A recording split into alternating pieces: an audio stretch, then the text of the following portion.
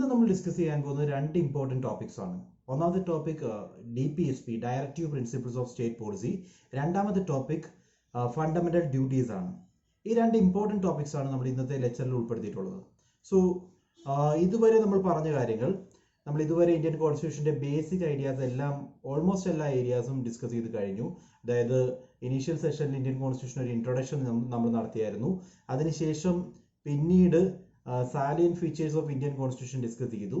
പിന്നീട് അതിനുശേഷം പാർട്ട് 1, അതായത് യൂണിയൻ ആൻഡ് ടെറിട്ടറി എന്ന് പറയുന്ന കൺസെപ്റ്റ്, ഒരു പുതിയ സ്റ്റേറ്റ് ഫോം ചെയ്യേണ്ടത് എങ്ങനെയാണ്, ദെൻ ഒരു എക്സ്റ്റേണലി ഉള്ള സ്റ്റേറ്റിന് നമ്മളോടൊപ്പം ചേർക്കുകയാണെങ്കിലുള്ള പ്രൊവിഷൻസ് എന്തൊക്കെയാണ്, ഇതെല്ലാം പാർട്ട് 1 ബന്ധപ്പെട്ട് നമ്മൾ ഡിസ്കസ് ചെയ്തതാണ്. അതിനുശേഷം നമ്മൾ കഴിഞ്ഞ സെഷനിൽ ഡിസ്കസ് ചെയ്തത് രണ്ട് ഇമ്പോർട്ടൻറ്റ് പാർട്ടുകളാണ്, പാർട്ട് 2ഉം പാർട്ട് 3യും. പാർട്ട് 2 എന്ന് പറയുന്നത് പാർട്ട് 2 എന്ന് പറയുന്നത് സിറ്റിസൺഷിപ്പ് ആണ്. സിറ്റിസൺഷിപ്പുമായിട്ട് ബന്ധപ്പെട്ട് വരുന്ന ആർട്ടിക്കിൾസ് എന്ന് പറയുന്നത് ആർട്ടിക്കിൾ 5 to 11 ആണ്. ഈ 5 to 11 ഇമ്പോർട്ടൻ്റ് ആയിട്ടുള്ള പ്രൊവിഷൻസ് എല്ലാം നമ്മൾ ഡിസ്കസ് ചെയ്തു. അതോടൊപ്പം ഓർക്കേണ്ടത്, ഈ പറയുന്ന സിറ്റിസൺഷിപ്പിന്റെ കോൺസ്റ്റിറ്റ്യൂഷണൽ ആർട്ടിക്കിൾസിൽ ഒരിടത്തും ദി വേസ് ഓഫ് അക്യൂർഡ് സിറ്റിസൺഷിപ്പോ വേസ് ഓഫ് ലൂസിങ് സിറ്റിസൺഷിപ്പിനെ പറ്റിയോ പറഞ്ഞിട്ടില്ല. അതിനെപ്പറ്റി സെപ്പറേറ്റ് പ്രൊവിഷൻസ് ക്രിയേറ്റ് ചെയ്തിട്ടാണ് നമ്മൾ മനസ്സിലാക്കുന്നത്. ആ പ്രൊവിഷൻസ് ആണ് ആക്ച്വലി സിറ്റിസൺഷിപ്പ് ആക്ട് ഓഫ് 1955 പ്രകാരം ഇൻട്രൊഡ്യൂസ് ചെയ്തത്. സോ ഇപ്പോഴത്തെ ബേണിംഗ് ഇഷ്യൂ ആണ്, അതിനെപ്പറ്റി നമ്മൾ ഡീറ്റെയിൽ ആയിട്ട് ലാസ്റ്റ് സെഷനിൽ ഡിസ്കസ് ചെയ്തിട്ടുണ്ട്. ഇന്ന് നമ്മൾ ഡിസ്കസ് ചെയ്യാൻ പോകുന്നത് ഫണ്ടമെന്റൽ റൈറ്റ്സും ലാസ്റ്റ് സെഷനിൽ നമ്മൾ ഡിസ്കസ് ചെയ്തായിരുന്നു. ഇന്ന് നമ്മൾ ഡിസ്കസ് ചെയ്യാൻ പോകുന്ന topic DPSP directive principles of state policy, രണ്ടാമതായിട്ട് ഫണ്ടമെന്റൽ ഡ്യൂട്ടീസ്.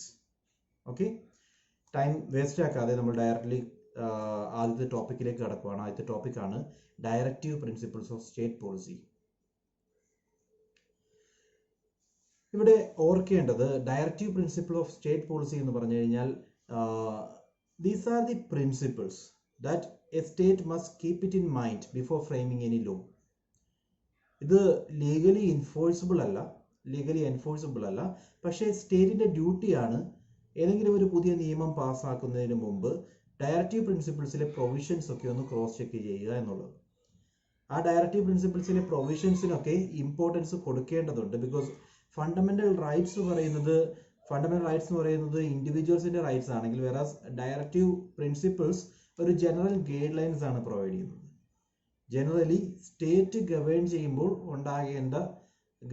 ചെയ്യുമ്പോൾ ഫോളോ ചെയ്യേണ്ട രീതികൾ, വേസ്, അല്ലെങ്കിൽ some rights which are outside the purview of fundamental rights എന്ന് നമുക്ക് പറയാം. ഇത് ഒരു കാരണവശാലും ലീഗലി എൻഫോഴ്സിബിൾ അല്ല, നിയമപരമായിട്ട് എൻഫോഴ്സ് ചെയ്ത് നേടിയെടുക്കാവുന്ന റൈറ്റ്സ് അല്ല. ഇവിടെ വരുന്നത് ജസ്റ്റ് ഗൈഡ് ലൈൻസ് മാത്രമാണ്.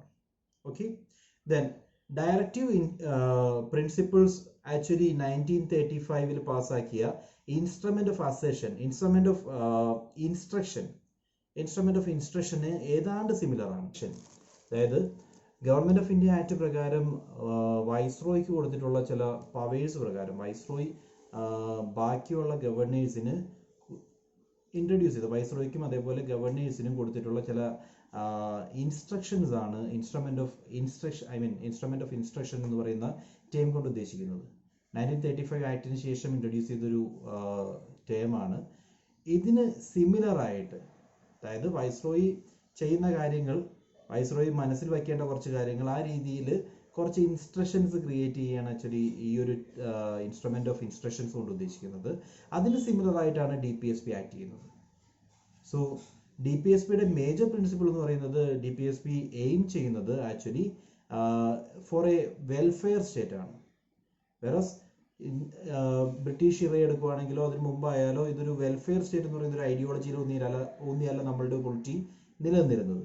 Actually it was A police state. ആ പോലീസ് സ്റ്റേറ്റിനെ മാറ്റിയിട്ട് ഒരു വെൽഫെയർ സ്റ്റേറ്റ് എന്ന് പറയുന്ന ഒരു കൺസെപ്റ്റ് ഇൻട്രൊഡ്യൂസ് ചെയ്യാൻ വേണ്ടിയാണ് ആക്ച്വലി DPSP പാർട്ട് 4 ഇൻക്ലൂഡ് ചെയ്തിട്ടുള്ളത്. Then as I said, these are non justiciable in nature. Then directive principles എന്ന് പറയുന്നത് ജസ്റ്റിസബിൾ ആക്കിയെടുക്കാം, നോൺ ജസ്റ്റിസബിൾ ആണെന്ന് പറയുന്നുണ്ടെങ്കിലും ജസ്റ്റിസബിൾ ആക്കിയെടുക്കാം ബൈ എ പാർലമെന്റ് അമെൻമെന്റ്. ഓക്കെ, പാർലമെന്റ് അമെൻമെന്റ് ചെയ്യുന്നത് വഴി ജസ്റ്റിസബിൾ ആക്കിയെടുക്കാനുള്ള പ്രൊവിഷൻസ് ഉണ്ട്. അതുമായി ബന്ധപ്പെട്ട് ഡിഫറെന്റ് കേസ് ലോയ്സും ഉണ്ട്. നമ്മളതെല്ലാം ഡീറ്റെയിൽ ആയിട്ട് ഇന്ന് ഡിസ്കസ് ചെയ്യും. സോ ഡിഫറെന്റ് ആർട്ടിക്കിൾസ് ഞാൻ പറഞ്ഞു, fundamental rights DPSP directive principles of state policy include ചെയ്തിട്ടുള്ളത് പാർട്ട് 4-ലാണ്. So part 3 fundamental rights end ചെയ്യുന്നത് 35-ലായിരുന്നു, ആർട്ടിക്കിൾ 35-ലായിരുന്നു. ലാസ്റ്റ് ഡേ നമ്മൾ ഡീറ്റെയിൽ ആയിട്ട് ഡിസ്കസ് ചെയ്തതാണ്. ആർട്ടിക്കിൾ 36 തൊട്ട് ആർട്ടിക്കിൾ 51 വരെയാണ് ഫണ്ടമെന്റൽ റൈറ്റ്സിന് ശേഷം DPSPയെ പറ്റി ഡിസ്കസ് ചെയ്യുന്നത്. ഓക്കെ, DPSPയിലെ ആദ്യത്തെ article, that is article 36. It states about, it is the definition of the state. എന്താണോ ആർട്ടിക്കിൾ 12-ൽ പറഞ്ഞിരുന്നത് അതേ കാര്യങ്ങൾ തന്നെയാണ് ആർട്ടിക്കിൾ 36-ലും പറഞ്ഞിട്ടുള്ളത്. ഇവിടെ യാതൊരു ഡിഫറൻസും ഇല്ല. ആർട്ടിക്കിൾ 12-ൽ പറഞ്ഞിരുന്നത് സ്റ്റേറ്റ് എന്ന് പറയുന്ന കൺസെപ്റ്റിൽ ഏതൊക്കെ പാർട്ടിയാണോ ഇൻക്ലൂഡ് ചെയ്തിരുന്നത് അതേ പാർട്ടികൾ തന്നെയാണ് സ്റ്റേറ്റ് എന്ന് പറയുന്ന കൺസെപ്റ്റിൽ DPSPയുടെ ആർട്ടിക്കിൾ 36-ലും ഇൻക്ലൂഡ് ചെയ്യുന്നത്. ഇവിടെ ഓർക്കേണ്ടത് ജുഡീഷ്യറി അല്ലെങ്കിൽ സുപ്രീം കോർട്ട് എന്ന് പറയുന്ന ബോഡിയെ സ്റ്റേറ്റ് പെർവ്യൂവിൽ ഉൾപ്പെടുത്തിയിട്ടില്ല. എന്തുകൊണ്ടാണെന്ന് ചോദിച്ചു കഴിഞ്ഞാൽ ഈ പറയുന്ന കാര്യങ്ങളെല്ലാം, അതായത് whether it is fundamental right അല്ലെങ്കിൽ DPSP, ഇതുമായി ബന്ധപ്പെട്ടിട്ടുള്ള കേസ് ലോസ് എല്ലാം നടക്കേണ്ടത് സുപ്രീം കോടതിയിലാണ്. അങ്ങനെ വരുമ്പോൾ സുപ്രീം കോടതി ഇവിടെ ഒരു പാർട്ടിയായി മാറിയാൽ, അല്ലെങ്കിൽ സുപ്രീം കോടതിക്ക് സ്റ്റേറ്റ് എന്ന് പറയുന്ന ഒരു കൺസെപ്റ്റ് വന്നു കഴിഞ്ഞാൽ, ഫണ്ടമെന്റൽ റൈറ്റ്സ് എടുത്തു കഴിഞ്ഞാൽ it is the duty of the state. So അങ്ങനെ വരുമ്പോൾ ഫണ്ടമെന്റൽ റൈറ്റ് ആയാലും DPSP ആയാലും സ്റ്റേറ്റിന് എഗെയിൻസ്റ്റ് ആയിട്ടുള്ള ചാർജും അതേപോലെ സ്റ്റേറ്റിന്റെ ഡ്യൂട്ടിയുമാണ്. ഇങ്ങനെ വരുമ്പോൾ സ്റ്റേറ്റ് പെർവ്യൂവിൽ സുപ്രീം കോർട്ട് വന്നു കഴിഞ്ഞാൽ ഒരു കാരണവശാലും പിന്നീട് ഒരു കേസുമായി സുപ്രീം കോർട്ടിലേക്ക് പോകാൻ സാധിക്കില്ല. അതുകൊണ്ടാണ് സുപ്രീം കോർട്ടിനെ മാറ്റി നിർത്തിയിട്ടുള്ളത്. Okay, then next article is article 37. Article 37 പറയുന്നത് application of principle contained in this part. അതായത് ഈ പറയുന്ന പാർട്ട് 4-ൽ വരുന്ന പ്രിൻസിപ്പിൾസ് എങ്ങനെയാണ് അപ്ലൈ ചെയ്യുന്നത്. അതായത് ഇവിടെ ഓർക്കേണ്ടത് directive principles are non justiciable in nature. Directive principles legally enforceable അല്ല. സോ കോർട്ടിന് അതിന്റെ വയലേഷനുമായി ബന്ധപ്പെട്ട് കേസുകൾ എടുക്കുക എന്ന് പറയുന്ന ഒരു പോസിബിലിറ്റി ഇല്ല. It shall be the duty of the state to apply these principles in making law. So first of all directive principles എന്ന് പറയുന്നത് ലീഗലി എൻഫോഴ്സിബിൾ അല്ല. പക്ഷേ സ്റ്റേറ്റ് ഒരു ലോ ഫോം ചെയ്യുമ്പോൾ, സ്റ്റേറ്റ് എന്ന് ഉദ്ദേശിക്കുന്നത് ഏത് ബോഡി വേണമെങ്കിലും ആകാം, ആ ലോ ഫ്രെയിം ചെയ്യുന്ന ടൈമിൽ, ഈവൻ പാർലമെന്റ് ആണെങ്കിൽ പാർലമെന്റ് ഒരു ലോ ഫ്രെയിം ചെയ്യുന്ന ടൈമിൽ ഇങ്ങനെയുള്ള പ്രിൻസിപ്പിൾസ് ഉണ്ട് എന്നുള്ളത് മനസ്സിൽ വച്ചിരിക്കണം. സോ അതിനൊരു ഇമ്പോർട്ടൻസ് കൊടുത്തിരിക്കണം എന്നാണ് ആർട്ടിക്കിൾ 37 പറയുന്നത്. So let me repeat. Article 37 states that DPSPs are not legally enforceable, but it is the duty of the state to keep it in mind before framing any law. So DPSP is not legally enforceable. Legally enforceable അല്ല. പക്ഷേ ഏതെങ്കിലും ഒരു നിയമം frame ചെയ്യുന്ന ടൈമിൽ DPSPക്ക് കൂടുതൽ relevance കൊടുത്തിരിക്കണം എന്നുള്ളതാണ് ഈ ആർട്ടിക്കിൾ കൊണ്ട് അർത്ഥമാക്കുന്നത്. Then article 38. ആർട്ടിക്കിൾ 38 പറയുന്നത് state to secure social order for the promotion of welfare of people. So actually state work ചെയ്യുന്നത്, സ്റ്റേറ്റിന്റെ കൺസെപ്റ്റ് എന്ന് പറയുന്നത് ഒരു വെൽഫെയർ സ്റ്റേറ്റ് എന്ന് പറയുന്ന ഐഡിയോളജിയോട് കൂടിയായിരിക്കണം സ്റ്റേറ്റ് വർക്ക് ചെയ്യേണ്ടത്. അതുമായി ബന്ധപ്പെട്ട് പറയുന്നത് ഇതാണ്: to promote the welfare of the people by securing social order permitted by justice, social, economic, political justice are said in preamble of Indian Constitution, to minimize inequalities of income, status, facilities and opportunities. So ഈ ആർട്ടിക്കിളിന്റെ complete provision ഇതാണ് ഉദ്ദേശിക്കുന്നത്. ഒരു welfare state introduce ചെയ്യുക. വെൽഫെയറിൽ അധിഷ്ഠിതമായ ഒരു concept ആയിരിക്കണം നമ്മളുടെ സ്റ്റേറ്റിന് ഉണ്ടാവേണ്ടത്. ആ വെൽഫെയർ എന്ന് പറയുന്നത് should be given in justice. അതായത് ജസ്റ്റിസ് പല രീതിയിലുണ്ട്. സോഷ്യൽ ജസ്റ്റിസ് ഇൻട്രൊഡ്യൂസ് ചെയ്യുന്നതിലാകാം, എക്കണോമിക് ജസ്റ്റിസ് ഇൻട്രൊഡ്യൂസ് ചെയ്യുന്നതിലാകാം, പൊളിറ്റിക്കൽ ജസ്റ്റിസ് ഇൻട്രൊഡ്യൂസ് ചെയ്യുന്നതിലാകാം. ഇതെല്ലാം ഇൻട്രൊഡ്യൂസ് ചെയ്യുന്നത് വഴി, എഷ്യൂർ ചെയ്യുന്നത് വഴി ഇനിക്വാലിറ്റീസ് കുറയ്ക്കുക. ഇൻകത്തിലായാലും സ്റ്റാറ്റസിലായാലും ഫെസിലിറ്റീസിലായാലും ഓപ്പർച്യൂണിറ്റീസിലായാലും ഉണ്ടാകാവുന്ന ഇനിക്വാലിറ്റീസ് മിനിമൈസ് ചെയ്യുക എന്നുള്ളതാണ് basic aim. Okay, so DPSP കൊണ്ട് ഉദ്ദേശിക്കുന്നത് അതാണ്. അങ്ങനെയാണ് ആർട്ടിക്കിൾ 38 പറയുന്നത്. 3 ആർട്ടിക്കിൾസ് ആണ് നമ്മൾ ഡിസ്കസ് ചെയ്തത്. ഒന്നാമതായി നമ്മൾ പറഞ്ഞത് ആർട്ടിക്കിൾ 36 ആണ്. ആർട്ടിക്കിൾ 36 എന്ന് പറയുന്നത് ഡെഫിനിഷൻ ഓഫ് സ്റ്റേറ്റ്. ഫണ്ടമെന്റൽ റൈറ്റ്സിനെ ആർട്ടിക്കിൾ 12-ൽ എങ്ങനെയാണോ ഡിഫൈൻ ചെയ്തിരുന്നത് അതേ രീതിയിൽ തന്നെയാണ് ഫണ്ടമെന്റൽ റൈറ്റ്സിൽ സ്റ്റേറ്റിനെ എങ്ങനെയാണോ ഡിഫൈൻ ചെയ്തിരിക്കുന്നത് അതേ രീതിയിൽ തന്നെയാണ് ആർട്ടിക്കിൾ 36ലും സ്റ്റേറ്റിനെ ഡിഫൈൻ ചെയ്തിരിക്കുന്നത്, യാതൊരു വ്യത്യാസവുമില്ല. സോ 12ഉം 36ഉം ഒരേ പ്രൊവിഷനാണ്. രണ്ടിലും പറയുന്നത് ഡെഫിനിഷൻ ഓഫ് സ്റ്റേറ്റ് ആണ്. രണ്ടിലും സുപ്രീം കോർട്ടിനെ സ്റ്റേറ്റിന്റെ പെർവ്യൂവിൽ ഉൾപ്പെടുത്തിയിട്ടില്ല. ഓക്കെ, ദെൻ ആർട്ടിക്കിൾ 37 പറയുന്നത് ഈ പറയുന്ന പാർട്ടിൽ 36 തൊട്ട് 51 വരെ വരുന്ന പാർട്ട് 4ന്റെ ആപ്ലിക്കബിലിറ്റിയെ പറ്റിയാണ്. സോ അവിടെ ഓർക്കേണ്ടത് DPSP നമ്മൾ പഠിക്കേണ്ട ബേസിക് ഡെഫിനിഷൻ തന്നെയാണ്. DPSP ലീഗലി എൻഫോഴ്സിബിൾ അല്ല, പക്ഷേ it is the duty of the state to realise or to keep it in mind. ഇങ്ങനെ ഒരു പ്രൊവിഷൻസ് ഉണ്ടെന്ന് മനസ്സിൽ വയ്ക്കേണ്ടത് അല്ലെങ്കിൽ മുൻകൂട്ടി കരുതേണ്ടത് സ്റ്റേറ്റിന്റെ ഉത്തരവാദിത്തമാണ്. ഓക്കെ, അതാണ് ആർട്ടിക്കിൾ 37 പറയുന്നത്. ആർട്ടിക്കിൾ 38ലേക്ക് പോയി കഴിഞ്ഞാൽ സോഷ്യൽ ഓർഡർ പ്രൊമോട്ട് ചെയ്യാൻ വേണ്ടി ഒരു വെൽഫെയർ സ്റ്റേറ്റ് കൺസെപ്റ്റ് ആയിരിക്കണം സ്റ്റേറ്റ് ഫോളോ ചെയ്യേണ്ടത് എന്നാണ് ആർട്ടിക്കിൾ 38 പറയുന്നത്. ആൻഡ് ഇവിടെ ഓർക്കേണ്ടത് ആർട്ടിക്കിൾ 38 ആക്ച്വലി ഡീൽ ചെയ്യുന്നത് ജസ്റ്റിസ് ആണ്. ജസ്റ്റിസ് എന്ന് പറയുമ്പോൾ പ്രയാമ്പിളിൽ പറയുന്ന ജസ്റ്റിസ് തന്നെയാണ്. പ്രയാമ്പിളിനകത്ത് കൃത്യമായിട്ട് കൊടുത്തിട്ടുണ്ട്. Justice means social, economic and political justice. ഈ ജസ്റ്റിസ് വഴി ഇനിക്വാലിറ്റീസ് അവോയ്ഡ് ചെയ്യുക. ഇനിക്വാലിറ്റീസ് എന്ന് പറയുമ്പോൾ ഇൻകം ഏണിങ്ങിലുള്ള ഇനിക്വാലിറ്റി ഉണ്ടാകാം, അതേപോലെ സ്റ്റാറ്റസിലുള്ള ഇനിക്വാലിറ്റി ഉണ്ടാകാം, ദെൻ ഫെസിലിറ്റീസിലുള്ള ഇനിക്വാലിറ്റി ഉണ്ടാകും, ഓപ്പർച്യൂണിറ്റീസിലുള്ള ഇനിക്വാലിറ്റി ഉണ്ടാകും. ഇതെല്ലാം മിനിമൈസ് ചെയ്യുക. Okay, so before moving further, fundamental rights നമ്മൾ പറഞ്ഞു, ഡിസ്കസ് ചെയ്തു, എല്ലാം ലീഗലി എൻഫോഴ്സിബിൾ ആണെന്ന് പറഞ്ഞു. DPSP എന്ന് പറയുന്നത് ലീഗലി എൻഫോഴ്സിബിൾ അല്ല. ദെൻ DPSPയെ നമുക്ക് 3 ബ്രോഡ് കാറ്റഗറിയിൽ ഡിവൈഡ് ചെയ്യാം. ഒന്നാമത്തെ കാറ്റഗറിയാണ് സോഷ്യലിസ്റ്റ് പ്രിൻസിപ്പിൾസ്. സോഷ്യലിസ്റ്റ് പ്രിൻസിപ്പിൾസ് എന്ന് പറയുമ്പോൾ സോഷ്യലിസം എന്ന് പറയുന്ന ഐഡിയോളജിയിൽ ഊന്നി നിൽക്കുന്ന, അതായത് ഇക്വാലിറ്റിയിൽ അധിഷ്ഠിതമായിട്ടുള്ള പ്രിൻസിപ്പിൾസ്. രണ്ടാമതായിട്ട് ഗാന്ധിയൻ പ്രിൻസിപ്പിൾസ്, മഹാത്മാഗാന്ധിയുടെ ഐഡിയോളജീസ്, മഹാത്മാഗാന്ധിയുടെ ഐഡിയോളജീസിനെ ബേസ് ചെയ്തിട്ടുള്ള പ്രിൻസിപ്പിൾസ്. മൂന്നാമത്തെ കാറ്റഗറിയിൽ പെടുത്താവുന്നത് ലിബറൽ അല്ലെങ്കിൽ ലിബറൽ തോട്ട്സ്, ലിബറൽ പ്രിൻസിപ്പിൾസ് എന്ന് പറയും. ലിബറൽ തോട്ട്സിനെ ബേസ് ചെയ്തിട്ടുള്ള പ്രിൻസിപ്പിൾസ് ആണ്. ഇങ്ങനെ 3 രീതിയിലാണ് ടോട്ടൽ DPSPയെ നമുക്ക് ഡിവൈഡ് ചെയ്യാവുന്നത്.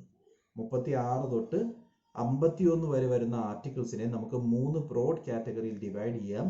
ഒന്നാമത്തെയാണ് നമ്മൾ പറഞ്ഞത്, ലെറ്റ് മി റിപ്പീറ്റ്. ഒന്നാമത്തത് സോഷ്യലിസ്റ്റ്, രണ്ടാമത്തത് ഗാന്ധിയൻ, മൂന്നാമത്തത് ലിബറൽ. ഓക്കെ, സോ ഇതൊന്ന് ഓർത്തേക്കുക. ഇവിടെ നമ്മളൊന്ന് മാച്ച് ചെയ്ത് നോക്കാം. ഫസ്റ്റ് 38, ആർട്ടിക്കിൾ 38 പറയുന്നത് ഒരു വെൽഫെയർ സ്റ്റേറ്റ് ഇൻട്രൊഡ്യൂസ് ചെയ്യുക എന്നുള്ളതാണ്. വെൽഫെയർ സ്റ്റേറ്റ് കൺസെപ്റ്റോട് ഉദ്ദേശിക്കുന്നത് justice, equality. So it is similar to, can be matched in socialist form of government. So socialism ആണ് ഇവിടെ പ്രൊമോട്ട് ചെയ്യുന്നത് ആർട്ടിക്കിൾ 38 പ്രകാരം. ദെൻ ആർട്ടിക്കിൾ 39ലേക്ക് പോകുന്നു. ആർട്ടിക്കിൾ 39 പറയുന്നത് certain principles of policies to be followed by state. State follow ചെയ്യേണ്ട കുറച്ച് policies അല്ലെങ്കിൽ കുറച്ച് പ്രിൻസിപ്പിൾസിനെ പറ്റിയാണ്. ഈ പറയുന്ന പോളിസീസും പ്രിൻസിപ്പിളും എടുത്ത് നോക്കി കഴിഞ്ഞാൽ എല്ലാത്തിലും ആ വെൽഫെയർ സ്റ്റേറ്റ് എന്ന് പറയുന്ന കൺസെപ്റ്റ് എവിഡന്റ് ആയിരിക്കും. ഒന്നാമത്തെ policy, the right to adequate means of livelihood for all citizens. എല്ലാവർക്കും ആഡിക്വേറ്റ് മീൻസ് ഓഫ് ലൈവ്ലിഹുഡ് ഉണ്ടായിരിക്കണം. Means equal distribution of wealth വന്നാൽ മാത്രമേ ആഡിക്വേറ്റ് മീൻസ് ഓഫ് ലൈവ്ലിഹുഡ് ഉണ്ടാവുള്ളൂ. ജീവിക്കാനുള്ള അവകാശമുണ്ട്, അതനുസരിച്ച് തൊഴിൽ നേടാൻ സാധിക്കണം. ഇതൊക്കെ ഇതിന്റെ പാർട്ടായിട്ട് നമുക്ക് പെടുത്താം. ദെൻ രണ്ടാമത്തത്, the equal distribution of material resources of community for common goods. എല്ലാവർക്കും നമ്മുടെ കമ്മ്യൂണിറ്റിയിലുള്ള കംപ്ലീറ്റ് റിസോഴ്സസ് അല്ലെങ്കിൽ മെറ്റീരിയൽ റിസോഴ്സസ് എല്ലാവർക്കും ഈക്വൽ ആയിട്ട് ഡിസ്ട്രിബ്യൂട്ട് ചെയ്യപ്പെടണം. Then prevention of concentration of wealth and means of production. Rich is getting richer എന്ന് പറയുന്ന ഒരു സിറ്റുവേഷൻ ഉണ്ടാവരുത്. എല്ലാവർക്കും മെറ്റീരിയൽ ആക്സസ് ഉണ്ടായിരിക്കണം, എല്ലാവർക്കും റിസോഴ്സസിൽ ആക്സസ് ഉണ്ടായിരിക്കണം. അതുവഴി എല്ലാവർക്കും ഒരേ രീതിയിലുള്ള ഡെവലപ്മെന്റ് എൻഷുർ ചെയ്യാൻ സാധിക്കണം. ദെൻ നെക്സ്റ്റ് വൺ പറയുന്നത്, ഫോർത്ത് പോയിന്റ് പറയുന്നത്, equal pay for equal work for men and women. സ്ത്രീകളായാലും പുരുഷന്മാരായാലും ചെയ്യുന്ന ജോലി ഒന്ന് തന്നെയാണെങ്കിൽ അവർക്കുള്ള പേയ്മെന്റും ഈക്വൽ ആയിരിക്കണം.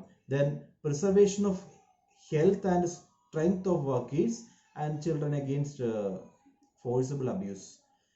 ജോലിക്കാരുടെ, അതായത് നമ്മൾ ഫണ്ടമെന്റൽ റൈറ്റ്സിൽ പറഞ്ഞ കാര്യങ്ങളുടെ ഒരു എക്സ്റ്റൻഷനാണ്.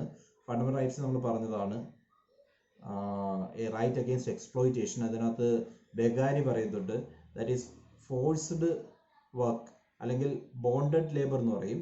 ആളുകളെ നിർബന്ധിച്ച് ജോലി ചെയ്യിപ്പിക്കുന്ന പരിപാടി അത് ഉണ്ടാകരുതെന്ന് ഫണ്ടമെന്റൽ ആയിട്ട് പറയുന്നുണ്ട്. അത് തന്നെയാണ് ഇവിടെയും എക്സ്പ്ലെയിൻ ചെയ്തിട്ടുള്ളത്. Health and strength of workers protect ചെയ്യുക, ആളുകളെ നിർബന്ധിച്ച് ജോലി ചെയ്യിപ്പിക്കുക, ആളുകളെ കൊണ്ട് പണിയെടുപ്പിക്കുക, അവരുടെ ഹെൽത്ത് ഹസാർഡ്സ് ഉണ്ടാക്കുക, അവരുടെ ഹെൽത്തിൽ ഡാമേജ് വരിക, അങ്ങനെയുള്ള ഒരു സിറ്റുവേഷൻ ഒന്നും ഉണ്ടാകാൻ പാടില്ല. സോ അതേപോലെ തന്നെ കുട്ടികളെയും സംരക്ഷിക്കുക, ഇത് ഈ പറയുന്ന ആർട്ടിക്കിൾ 39 പാർട്ടായിട്ട് ഉൾപ്പെടുത്തിയിട്ടുണ്ട്.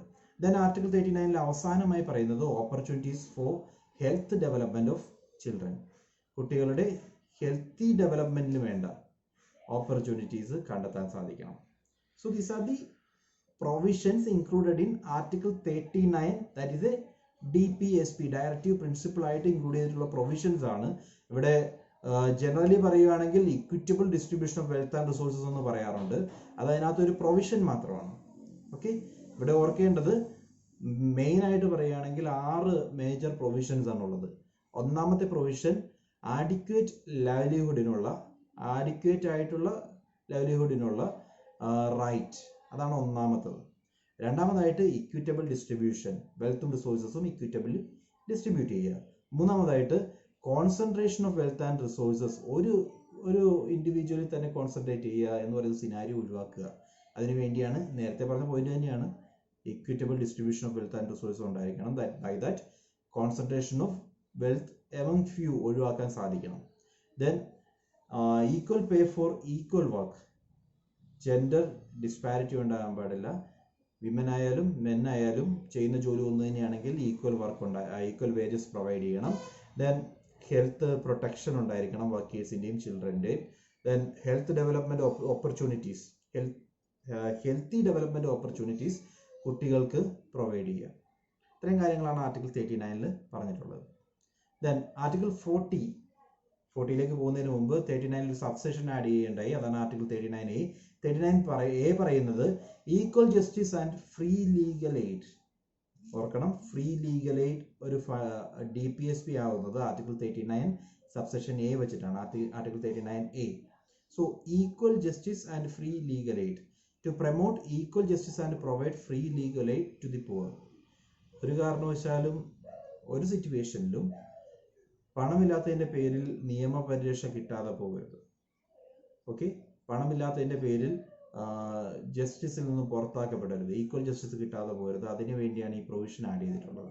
സോ ഈ പ്രൊവിഷൻ പ്രകാരം ഫ്രീ ലീഗൽ എയ്ഡ് പുവറിന് അവർക്ക് വേണ്ടി, അവരെ സപ്പോർട്ട് ചെയ്യാൻ വേണ്ടി, നിയമപരിരക്ഷ നൽകാൻ വേണ്ടി നമുക്ക് ഇതുമായിട്ട് മാച്ച് ചെയ്ത് പറയാവുന്നതാണ്. ഇൻ കേസ് നിങ്ങൾക്ക് വാദിക്കാൻ ഒരു അഡ്വക്കേറ്റ് ഇല്ലെങ്കിൽ കോടതിയായിട്ടൊരു അഡ്വക്കേറ്റിനെ ഏർപ്പാട് ചെയ്ത് തരും.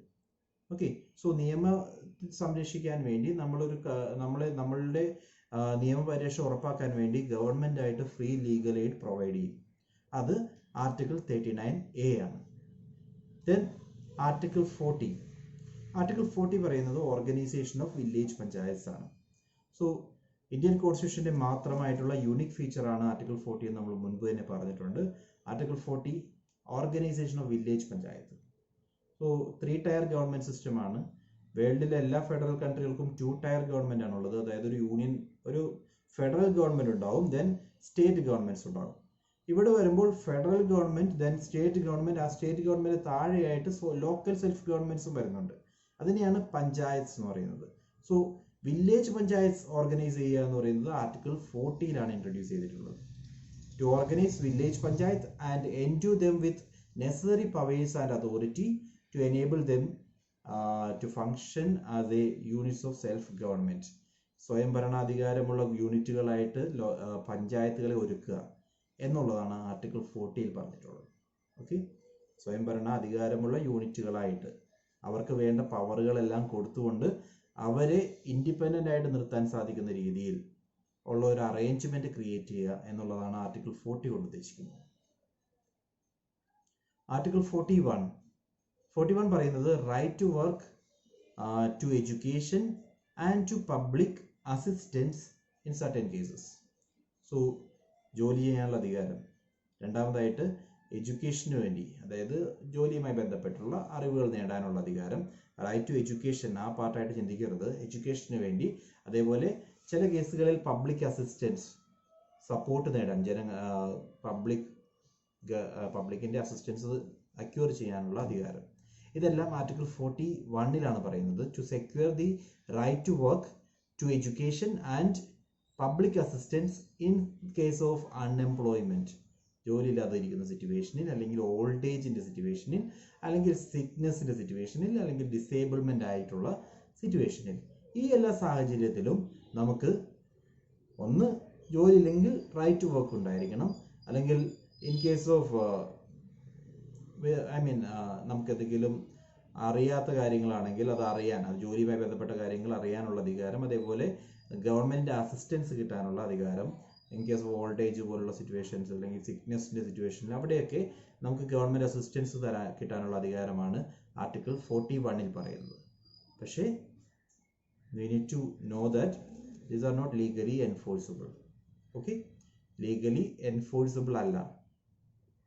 Then article 42 പറയുന്നത് provision for just and humane conditions of work. ജോലിയിൽ just and fair working conditions ഉണ്ടായിരിക്കണം, അതേപോലെ തന്നെ മെറ്റേണിറ്റി റിലീഫും പ്രൊവൈഡ് ചെയ്യണം. ഓക്കെ, രണ്ട് കാര്യങ്ങൾ, just and fair working conditions provide ചെയ്യുക, അതേപോലെ മെറ്റേണിറ്റി റിലീഫ്, മെറ്റേണിറ്റി ബെനിഫിറ്റ്സ്, അങ്ങനെയുള്ള കാര്യങ്ങളെല്ലാം പ്രൊവൈഡ് ചെയ്യുക. Then moving on, article 43 leaving wage etcetera four workers. ഈ ആർട്ടിക്കിൾ 43 നമ്മൾ ഓർക്കേണ്ട important point, cottage industries article 43 പാർട്ടായിട്ടാണ് വരുന്നത്.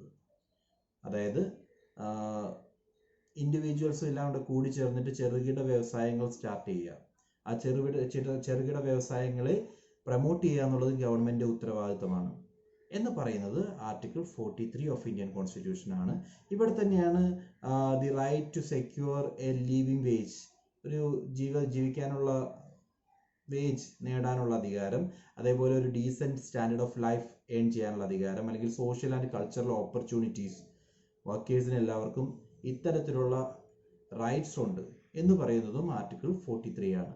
ഇവിടെ രണ്ടിടത്തുനിന്നും എടുത്തു നോക്കി അറിയാൻ പറ്റും, ഒരു leaving wage leaving wage earn ചെയ്യുക, അല്ലെങ്കിൽ ഒരു ഡീസൻറ്റ് വർക്കിംഗ് കണ്ടീഷൻ ഏൺ ചെയ്യുക, അല്ലെങ്കിൽ ഒരു സ്റ്റാൻഡേർഡ് ഓഫ് ലൈഫ് എഷ്യൂർ ചെയ്യാൻ സാധിക്കുക, അവർക്ക് കൾച്ചറൽ അല്ലെങ്കിൽ സോഷ്യൽ ഓപ്പർച്യൂണിറ്റീസ് കിട്ടുക എന്ന് പറഞ്ഞു കഴിഞ്ഞാൽ ഇതെല്ലാം സോഷ്യലിസ്റ്റ് ഐഡിയോളജിയാണ്.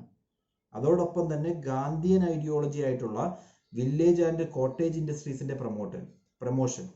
ഓക്കെ, സോ കോട്ടേജ് ഇൻഡസ്ട്രീസിനെ പ്രൊമോട്ട് ചെയ്യുക, കോർപ്പറേഷൻ ബേസ് ചെയ്തിട്ടുള്ള ഗ്രൂപ്പിംഗ് ഫോം ചെയ്യുക, റൂറൽ ഏരിയകളിൽ അത്തരത്തിലുള്ള വ്യവസായങ്ങളിൽ കോൺസെൻട്രേറ്റ് ചെയ്യുക, തുടങ്ങിയിട്ടുള്ള കാര്യങ്ങളെല്ലാം ആർട്ടിക്കിൾ 43 തന്നെ ഇൻക്ലൂഡ് ചെയ്തിട്ടുണ്ട്. സോ 43 നമുക്ക് ഗാന്ധിയൻ പ്രിൻസിപ്പിൾസും കാണാൻ പറ്റും, അതേപോലെ സോഷ്യലിസ്റ്റ് പ്രിൻസിപ്പിൾസും കാണാൻ പറ്റും. Moving on, article 43A. Article 43A എന്ന് പറയുന്നത് participation of workers in management of the company.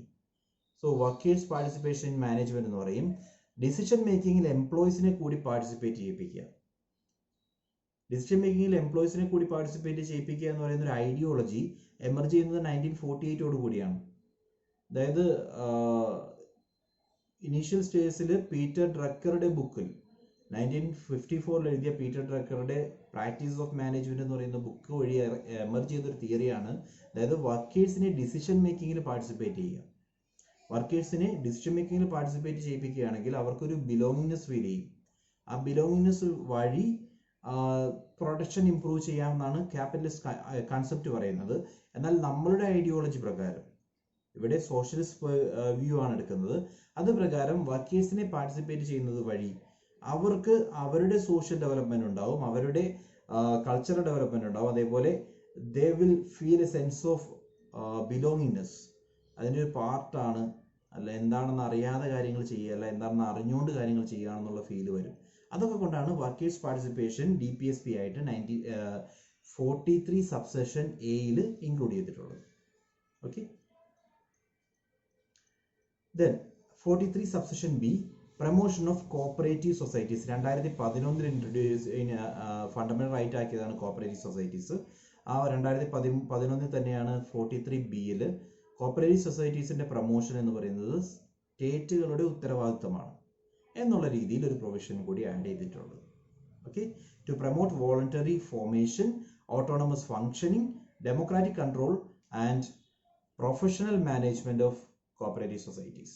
Cooperative സൊസൈറ്റീസിനെ ഫോം ചെയ്യാൻ വേണ്ടി പ്രൊമോട്ട് ചെയ്യുക, അതിനെ ഓട്ടോണമസ് ആയിട്ട് ഫങ്ഷൻ ചെയ്യാൻ അനുവദിക്കുക. ഓട്ടോണമസ് ആയിട്ട് ഫങ്ഷൻ ചെയ്യാന്ന് പറഞ്ഞാൽ അവർക്ക് സ്വയംഭരണം അനുവദിക്കുക. അതേപോലെ ഡെമോക്രാറ്റിക് കൺട്രോൾ, ഇലക്ഷനിലൂടെ വരുന്ന റെപ്രസെൻറ്റേറ്റീവ് ആയിരിക്കണം ഹെഡിൽ ഉണ്ടാവേണ്ടത്. അതേപോലെ പ്രൊഫഷണൽ മാനേജ്മെന്റ് ഉണ്ടെന്ന് ഇൻഷുർ ചെയ്യുക. ഇതെല്ലാം സ്റ്റേറ്റിന്റെ ഉത്തരവാദിത്തമാണ് എന്നാണ് ആർട്ടിക്കിൾ 43 സബ്സെക്ഷൻ ബി പറയുന്നത്, 43B പറയുന്നത്. ദെൻ ആർട്ടിക്കിൾ 44 പറയുന്നത് യൂണിഫോം സിവിൽ കോഡിനെ പറ്റിയാണ്. യൂണിഫോം സിവിൽ കോഡ് എന്ന് പറഞ്ഞു കഴിഞ്ഞാൽ ഏകീകൃത സിവിൽ നിയമം. ഇന്ത്യയിൽ വന്നു കഴിഞ്ഞാൽ ഓരോ റിലീജിയനും അവരവരുടേതായ നിയമങ്ങളാണുള്ളത്. ഓക്കെ, ക്രിമിനൽ ലോ അല്ല, സിവിൽ ലോസ് വന്നു കഴിഞ്ഞാൽ ഹിന്ദു മാരേജ് ആക്ട്, മുസ്ലിം മുഹമ്മദൻ മാരേജ് ആക്ട്, അങ്ങനെ പറഞ്ഞ് ഡിഫറെൻറ്റ് ആക്റ്റുകളാണ് വരുന്നത്. ഓരോ റിലീജിയനും വേണ്ടി പല രീതിയിലുള്ള അവരുടേതായ ആക്റ്റുകളാണ് അപ്ലൈ ചെയ്യപ്പെടുന്നത്. ഇതൊഴിവാക്കി ഇന്ത്യക്ക് മൊത്തമായി ഒരു സിവിൽ നിയമം ഇൻട്രൊഡ്യൂസ് ചെയ്യുക എന്ന ഡ്രീമോട് കൂടി ഇൻട്രൊഡ്യൂസ് ചെയ്ത പ്രൊവിഷനാണ് article 44. Okay, article 44 constitution makers introduce ചെയ്തപ്പോൾ തന്നെ ഇതൊരു DPSP ആയിട്ടാണ് ഇൻട്രൊഡ്യൂസ് ചെയ്തത്. ഡയറക്റ്റീവ് പ്രിൻസിപ്പിൾസ് ആണ്. ഇത് സ്റ്റേറ്റിന്റെ മനസ്സിലുണ്ടായിരിക്കണം. പിന്നീട് ഇൻട്രൊഡ്യൂസ് ചെയ്യാൻ സാധിച്ചു കഴിഞ്ഞാൽ ഇൻട്രൊഡ്യൂസ് ചെയ്യുക എന്നുള്ള ഒരു വ്യൂ പോയിന്റോട് കൂടിയാണ് ആർട്ടിക്കിൾ 44 ഇൻട്രൊഡ്യൂസ് ചെയ്തിട്ടുള്ളത്. ഓക്കെ, സോ എന്താണെന്ന് ഞാൻ റിപ്പീറ്റ് ചെയ്യുന്നു. സിവിൽ നിയമം ഏകീകരിക്കുക. ഇപ്പോൾ നിലവിൽ സിവിൽ നിയമം എന്ന് പറയുന്നത്, സിവിൽ നിയമം there are two types of law, criminal and civil law. Criminal ലോയ്ക്ക് IPC ആണുള്ളത്, ഇന്ത്യൻ പീനൽ കോഡ്. അത് ഇന്ത്യയിൽ എവിടെ പോയാലും ഇന്ത്യൻ പീനൽ കോഡ് തന്നെയാണ് അപ്ലൈ ചെയ്യുന്നത്. വേറസ് സിവിൽ നിയമങ്ങൾ എടുത്തു കഴിഞ്ഞാൽ, ക്രിമിനലിന് അതാണ്, സിവിൽ നിയമങ്ങൾ എടുത്തു കഴിഞ്ഞാൽ ഓരോ റിലീജിയനും അവരവരുടേതായ നിയമങ്ങളാണ് വരുന്നത്. അതുകൊണ്ട് ഒരു എല്ലായിടത്തും ഒരേ രീതിയിലുള്ള നിയമം, എല്ലാവർക്കും ഒരേ രീതിയിലുള്ള നിയമം അഷ്വർ ചെയ്യാൻ വേണ്ടി കോൺസ്റ്റിറ്റ്യൂഷൻ മേക്കേഴ്സ് അവരുടെ ഡ്രീമിൽ ഉൾപ്പെടുത്തിയിരുന്ന ഒരു പ്രൊവിഷനാണ് ആർട്ടിക്കിൾ 44. ഈ പ്രൊവിഷൻ പ്രകാരം uniform civil code for the entire nation, India മൊത്തം ഒരേ രീതിയിലുള്ള സിവിൽ നിയമം ഇൻട്രൊഡ്യൂസ് ചെയ്യുക എന്നുള്ളതാണ് ഈ പ്രൊവിഷന് വരുന്നത്. പ്രൊവിഷൻ ഇൻട്രൊഡ്യൂസ് ചെയ്യാൻ വേണ്ടി ലാസ്റ്റ് ഇയറും ഒരു 1.5 ഇയർ ആയിട്ട് നമ്മൾ കാണുന്നുണ്ട് യൂണിയൻ ഗവൺമെന്റ് നോക്കുന്നതായിട്ട്. പക്ഷെ there are a number of oppositions. നടത്താതിരിക്കാൻ വേണ്ടിയുള്ള ഒരുപാട് ഒപ്പോസിഷൻ വരുന്നുണ്ട്. അതുകൊണ്ട് സിവിൽ കോഡ് ഇൻട്രൊഡ്യൂസ് ചെയ്യുന്ന പ്രപ്പോസലിൽ ഇപ്പൊ നിൽക്കുന്നു. ഓക്കെ, ദെൻ ആർട്ടിക്കിൾ 45 പറയുന്നത് provision for early childhood care. അതായത് 0-നും 6-നും ഇടയിൽ പ്രായമുള്ള കുട്ടികൾക്ക് അവർക്ക് വേണ്ട ഏർലി ചൈൽഡ്ഹുഡ് കെയർ പ്രൊവൈഡ് ചെയ്യുക എന്ന് പറയുന്നത് സ്റ്റേറ്റിന്റെ ഡ്യൂട്ടിയാണ്. ഓക്കെ, സോ 6 വയസ്സ് വരെ പ്രായമുള്ള കുട്ടികൾക്ക് വേണ്ട ഏർലി ചൈൽഡ്ഹുഡ് കെയർ ആണ് ആർട്ടിക്കിൾ 45 ഇൻക്ലൂഡ് ചെയ്തിട്ടുള്ളത്. ദെൻ ഇതുവരെ പറഞ്ഞ ആർട്ടിക്കിൾസ് ഞാനൊന്ന് ബ്രീഫ് ചെയ്യുന്നു. നമ്മൾ സ്റ്റാർട്ട് ചെയ്തത് article 36 definition of state. Article 37 application of principles, എങ്ങനെ അപ്ലൈ ചെയ്യുന്നതെന്ന് നമ്മൾ പറഞ്ഞു. സ്റ്റേറ്റിന്റെ ഡ്യൂട്ടിയാണ്, keep it in mind. Keep ചെയ്യുക എന്നുള്ളത്, മനസ്സിൽ വെക്കുക എന്നുള്ളത് സ്റ്റേറ്റിന്റെ ഉത്തരവാദിത്തമാണ്, ലീഗലി എൻഫോഴ്സിബിൾ അല്ല. ദെൻ ആർട്ടിക്കിൾ 38 പറയുന്നത് വെൽഫെയർ സ്റ്റേറ്റ് കൺസെപ്റ്റിനെ പറ്റിയാണ്. 39 പറയുന്നത് equitable distribution of wealth and റിസോഴ്സും വെൽത്തും ഇക്വിറ്റബിളി distribute ചെയ്യുക, ബൈ ദാറ്റ് ഒരു സോഷ്യൽ ഓർഡർ ക്രിയേറ്റ് ചെയ്യുക. ദെൻ ഹെൽത്തി ആയിട്ടുള്ള സൊസൈറ്റി ഡെവലപ്മെന്റ് എൻഷുർ ചെയ്യുക. അതെല്ലാം ആർട്ടിക്കിൾ 39 പറയുന്നുണ്ട്. 39A പറയുന്നത് equal justice and free legal aid ആണ്. പുവറിന് ഈക്വൽ ജസ്റ്റിസ് എൻഷുർ ചെയ്യാൻ സാധിക്കണം, അതേപോലെ ഫ്രീ ലീഗൽ എയ്ഡും പ്രൊവൈഡ് ചെയ്യാൻ സാധിക്കണം. ആർട്ടിക്കിൾ 40 പറയുന്നത് ഓർഗനൈസേഷൻ ഓഫ് വില്ലേജ് പഞ്ചായത്തുകളെ പറ്റിയാണ്. ദെൻ ആർട്ടിക്കിൾ 41 പറയുന്നത് right to work, then to education and to public assistance in certain cases. Then article 42 പറഞ്ഞത് fair and just working conditions. Then article 43 living wage and something else for workers. Then article 43A പറയുന്നത് participation of workers in management ആണ്. 43B പറയുന്നത് promotion of cooperative societies. Then 44 uniform civil code. Last നമ്മൾ പറഞ്ഞു നിർത്തിയത് article 45 ആണ്. 45 include ചെയ്തിരിക്കുന്ന provision ഓർക്കുക. നമ്മൾ 86th കോൺസ്റ്റിറ്റ്യൂഷൻ അമെൻമെന്റ് ആക്ട് കഴിഞ്ഞ സെഷനിൽ നോക്കിയതാണ്. 86th കോൺസ്റ്റിറ്റ്യൂഷൻ അമെൻമെന്റ് ആക്ട് പ്രകാരം 2002 റൈറ്റ് ടു എഡ്യൂക്കേഷൻ ഒരു ഫണ്ടമെന്റൽ റൈറ്റ് ആക്കി മാറ്റി. അതായത് 6 വയസ്സിനും 14 വയസ്സിനും ഇടയിൽ പ്രായമുള്ള കുട്ടികൾക്ക് എഡ്യൂക്കേഷൻ കൊടുക്കുക എന്ന് പറയുന്നത് ഗവൺമെന്റിന്റെ ഉത്തരവാദിത്തമാണ്. അങ്ങനെ എഡ്യൂക്കേഷൻ കിട്ടുന്നില്ലെങ്കിൽ ഇവർക്കത് നേടിയെടുക്കാൻ സാധിക്കും. Because it is a fundamental right under article 21A. Article 21A പ്രകാരം ഒരു ഫണ്ടമെന്റൽ റൈറ്റ് ആയിട്ട് മാറുന്നു റൈറ്റ് ടു എഡ്യൂക്കേഷൻ. അതിനു മുമ്പ് ആ പ്രൊവിഷൻ കിടന്നത് ആർട്ടിക്കിൾ 45-ലാണ്. ഓക്കെ, സോ 0 മുതൽ 14 വയസ്സ് വരെ 14 വയസ്സ് വരെയുള്ള കുട്ടികൾക്ക് എഡ്യൂക്കേഷൻ പ്രൊവൈഡ് ചെയ്യുക എന്നുള്ളത് ഒരു DPSP പ്രൊവിഷനായിട്ടാണ് കിടന്നത്. അതിൽ നിന്നും 6 മുതൽ 14 വയസ്സ് വരെയുള്ള കുട്ടികളുടെ എഡ്യൂക്കേഷൻ ഫണ്ടമെന്റൽ റൈറ്റ് ആക്കി മാറ്റി 2002. അപ്പോൾ ബാക്കിയുള്ള 6 വയസ്സ് വരെയുള്ള കുട്ടികളുടെ എലമെന്ററി ചൈൽഡ്ഹുഡിലെ കെയർ എന്ന് പറയുന്നത് DPSPയിലെ ആർട്ടിക്കിൾ 45 ഇന്നും ആർട്ടിക്കിൾ 45 ആയിട്ട് തന്നെ കിടക്കുന്നു. അതിനുള്ള പ്രധാന റീസൺ സഫിഷ്യന്റ് ഫിനാൻസ് ഇല്ലാത്തതാണ്, സഫിഷ്യന്റ് ഫണ്ട് ഗവൺമെന്റ് കയ്യിലില്ലാത്തതുകൊണ്ടാണ്. അതർവൈസ് ഇത് ഓൾറെഡി ഫണ്ടമെന്റൽ ആയിട്ടാണ് മാറിയത്. Then Article 46, promotion of education and economic interest of scheduled caste, scheduled tribes and weaker sections of society. പ്രധാനമായിട്ടും വരുന്നത് SC/ST റിസർവേഷൻ, SC/ST വിമൻ റിസർവേഷനെ പറ്റിയും അതിൻ്റെ പ്രൊവിഷൻസിനെ പറ്റിയുമാണ് ആർട്ടിക്കിൾ 46 ഇൻക്ലൂഡ് ചെയ്തിട്ടുള്ളത്. വീക്കർ സെഷന്റെ അപ്ലിഫ്റ്റ്മെന്റിന് വേണ്ടി ക്രിയേറ്റ് ചെയ്തിട്ടുള്ള പ്രൊവിഷനാണ് ആർട്ടിക്കിൾ 46. റിസർവേഷൻ SC/STക്ക് പ്രൊവൈഡ് ചെയ്യുക, വിമന് പ്രൊവൈഡ് ചെയ്യുക, വീക്കർ സെഷൻ എക്കണോമിക്കലി വീക്കർ സെഷൻസിന് പ്രൊവൈഡ് ചെയ്യുക, ഇതെല്ലാം ആർട്ടിക്കിൾ 46നെ ബേസ് ചെയ്തിട്ടാണ് ഉള്ളത്. ദെൻ ആർട്ടിക്കിൾ 47 പറയുന്നത് it is the duty of the state to raise the level of nutrition and standard of living to improve public health. Public health improve ചെയ്യാൻ വേണ്ടി nutrition level improve ചെയ്യുക, standard of living improve ചെയ്യുക, ഇതെല്ലാം സ്റ്റേറ്റിന്റെ ഉത്തരവാദിത്തമാണ് എന്നാണ് article 47 പറയുന്നത്. ഇതേ ആർട്ടിക്കിൾ 47 തന്നെയാണ് it prohibits the consumption of intoxicating drugs ആയാലും ഡ്രിങ്ക്സ് ആയാലും which are injurious to health, അത് പ്രൊഹിബിറ്റ് ചെയ്യണം. അതായത് ആൽക്കഹോൾ പ്രൊഹിബിഷൻ ഇൻക്ലൂഡ് ചെയ്തിരിക്കുന്നത് ആർട്ടിക്കിൾ 47-ലാണ്. ആൽക്കഹോൾ അല്ലെങ്കിൽ ഡ്രഗ് പ്രൊഹിബിഷൻ ഇതെല്ലാം ആർട്ടിക്കിൾ 47ന്റെ പാർട്ടായിട്ട് പറയും. അതോടൊപ്പം സ്റ്റാൻഡേർഡ് ഓഫ് ലിവിംഗ് ഇംപ്രൂവ് ചെയ്യുക, അല്ലെങ്കിൽ എന്താ പറയുക, ന്യൂട്രീഷൻ ഇംപ്രൂവ് ചെയ്യുക, ഇതെല്ലാം ആർട്ടിക്കിൾ 47-നകത്ത് ഉൾപ്പെടുത്തിയിട്ടുണ്ട്. ആർട്ടിക്കിൾ 48 പറയുന്നത് organisation of agriculture and animal husbandry in scientific lines.